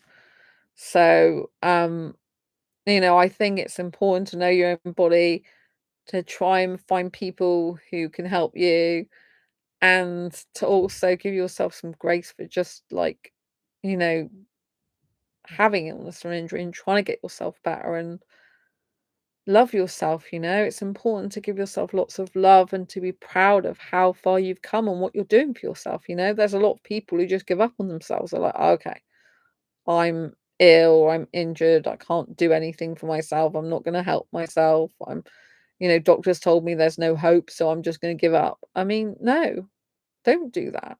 No, doctors aren't gods, right? A lot of people put doctors on pedestals. I'm not saying doctors aren't good. Doctors do save lives, right? But we have to understand they're not gods. They don't get everything right. They can be wrong. They're not infallible. And, and a lot of traditional doctors, they don't look at alternative medicine. They don't believe in it. They don't agree with it. And some of them might even lose their jobs if they start talking about that, because there's restrictions and things they got to be compliant with. So I think rather than just accepting something, you should fight for your life. You should fight for your rights. You should fight for your health. And if that means you've got to spend 4 or 5 hours every day doing research about health and trying to figure out what's wrong with you, then do it and try and get the help you need, whether that's help in buying a product, coaching, mentoring, holistic practitioner, whatever's good for you. Therapist if you've got stored trauma and you need to release that or whatever, but someone who's good for you. Like, I came across a couple of therapists last year and they were just no good for me. They were going to make things worse. I know enough about psychology and relationships to know that what they were saying was not good. And and healthy relationships as well, to know what they were saying is no good. So that's the only thing, when you become very advanced in your personal development and what you learn, is if you end up knowing more than some of the people that might think they can help you. You have to find someone the next level up that can help you, if you know what I mean. So just remember to care about yourself, love yourself, continue to self-date yourself, continue to do hobbies and interests that excite you, that thrill you, that give you joy and pleasure. Counteract any negativity with positive stuff. Stop watching and listening and doing things that's going to make you feel bad as much as possible. And if you're doing something that might have some pleasure and some negative aspect, then make sure you do some positive stuff after that negative thing, negative thing, that makes your energy levels and your happiness and joy come up higher again. Always be looking after yourself, and know that it's important to look after you, because you're with yourself 365 days a year, 24/7. So you're the most important person to you in your life, and you're the person you've got to look after and love the most. You're the person you've got to look after and love the most. And you've got to be so proud of how far you've come, right? So proud. If you're here now, you're alive. That's a good thing. It means you come from a lot of trials, tribulations in your life, a lot of heartache, a lot of pain, illness, injury, sickness, probably. And just be proud of yourself for being here in life. At the end of the day, we've still got our lives as well, because some people lost their lives during COVID, didn't they? And, we've come through that. We're still here, so it's important to celebrate and take stock and have gratitude for where we are in life, for being alive, for being happy. Like I was talking about a tarot reader, and I was saying about the Taurian tarot reader was saying about, like allergies, which is something have actually been battling with, as I've told you. And it was really sad because someone posted, who's a Taurus as well, they posted 2 days before I watched that video, that they had just been diagnosed with cancer. And I was thinking, my God, that could have been me had my blood cancer results not come back negative, which thank God they did. And so I was just so thankful for my life, so thankful that I think I can solve the problem with my itches and rashes. It's just going to take some time, because I think a lot of my gut has had a lot of bad bacteria, pathogens and stuff going off in it for quite some time, with all the stress, the anxiety, the illness, the injury, the steroid creams I've had to take, I haven't had antibiotics for a couple of years, but I have had COVID a few times, all this type of thing, and a lot of respiratory infections and thrush on the tongue and all this lot. And obviously I've got the thyroid thing going on now. A lot of this thing builds up in your body, and a lot of the bacteria in the stomach I used to take Hylac for. I used to not have a problem with my rashes and itches like I do now, because I have had rashes and itches in the past from things I've been allergic to, because I've got very sensitive skin. But I used to take Hylac regularly, which is a probiotic, which they don't make anymore. So that solved a lot of the problem, which, because they haven't made up, and trying to find an alternative, it's been really difficult. So anyway, I'm happy that I seem to be healing now. I seem to be on the right track. I haven't got all my energy levels back fully yet, but I'm very grateful to be alive. I'm very grateful to be here. Just know that you are worthy of being in life. Know that it's so important that you're here in life. I'm so pleased you're here. I'm sorry if you're going through illness, injury or sickness at the moment. I hope your heart heals. I hope your body heals, and I want the best for you. I'm sending you so much love right now. And whatever you do, please stay ace. You're amazing. Never forget that. Thank you to the person who's been in chat tonight. I really appreciate you. And wherever you are in the world, where it's night, day, whatever time it is in your life, I pray that you have the best life possible from now on, that you heal yourself, that you keep going and being strong, and be proud of who you are, and give yourself treats and rewards, whatever that might be, where it's self-dating, buying yourself a gift, buying yourself something nice from a catalogue or online, whatever it is, to celebrate all the small wins and just for being alive. I appreciate you. I love you. Don't forget to subscribe and hit the bell icon if you haven't already, and grab my Diary Confessions of a Hyper-Romantic Asexual 78 Life Lessons to Ace Your Life book on Amazon. If you love romantic books, if you love drama, whatever, and if you love personal development, you'll love this book, right? This is a real life story, but with a romantic twist. And it's very, very good book. So that's bestseller this year. Asexual Perspectives, pretty much answering any questions you might have about love, life, and sex from an asexual point of view. And my Fibromyalgia Self-Help Handbook. All these books are on Amazon. Oh, Lightshade. Thank you so much. Lots of love, good wishes. Oh, as wise words as ever, says Lightshade. Oh, thank you, Lightshade. Lots of love to you. I appreciate you so much. And I'll see you soon in the next video or live stream. Lots of love. Subscribe and hit that bell icon so you never miss an episode. And yeah, thanks, Lightshade. I've just seen that there's 2 people tonight in chat. So thank you for being here. Lots of love. Take care. Bye.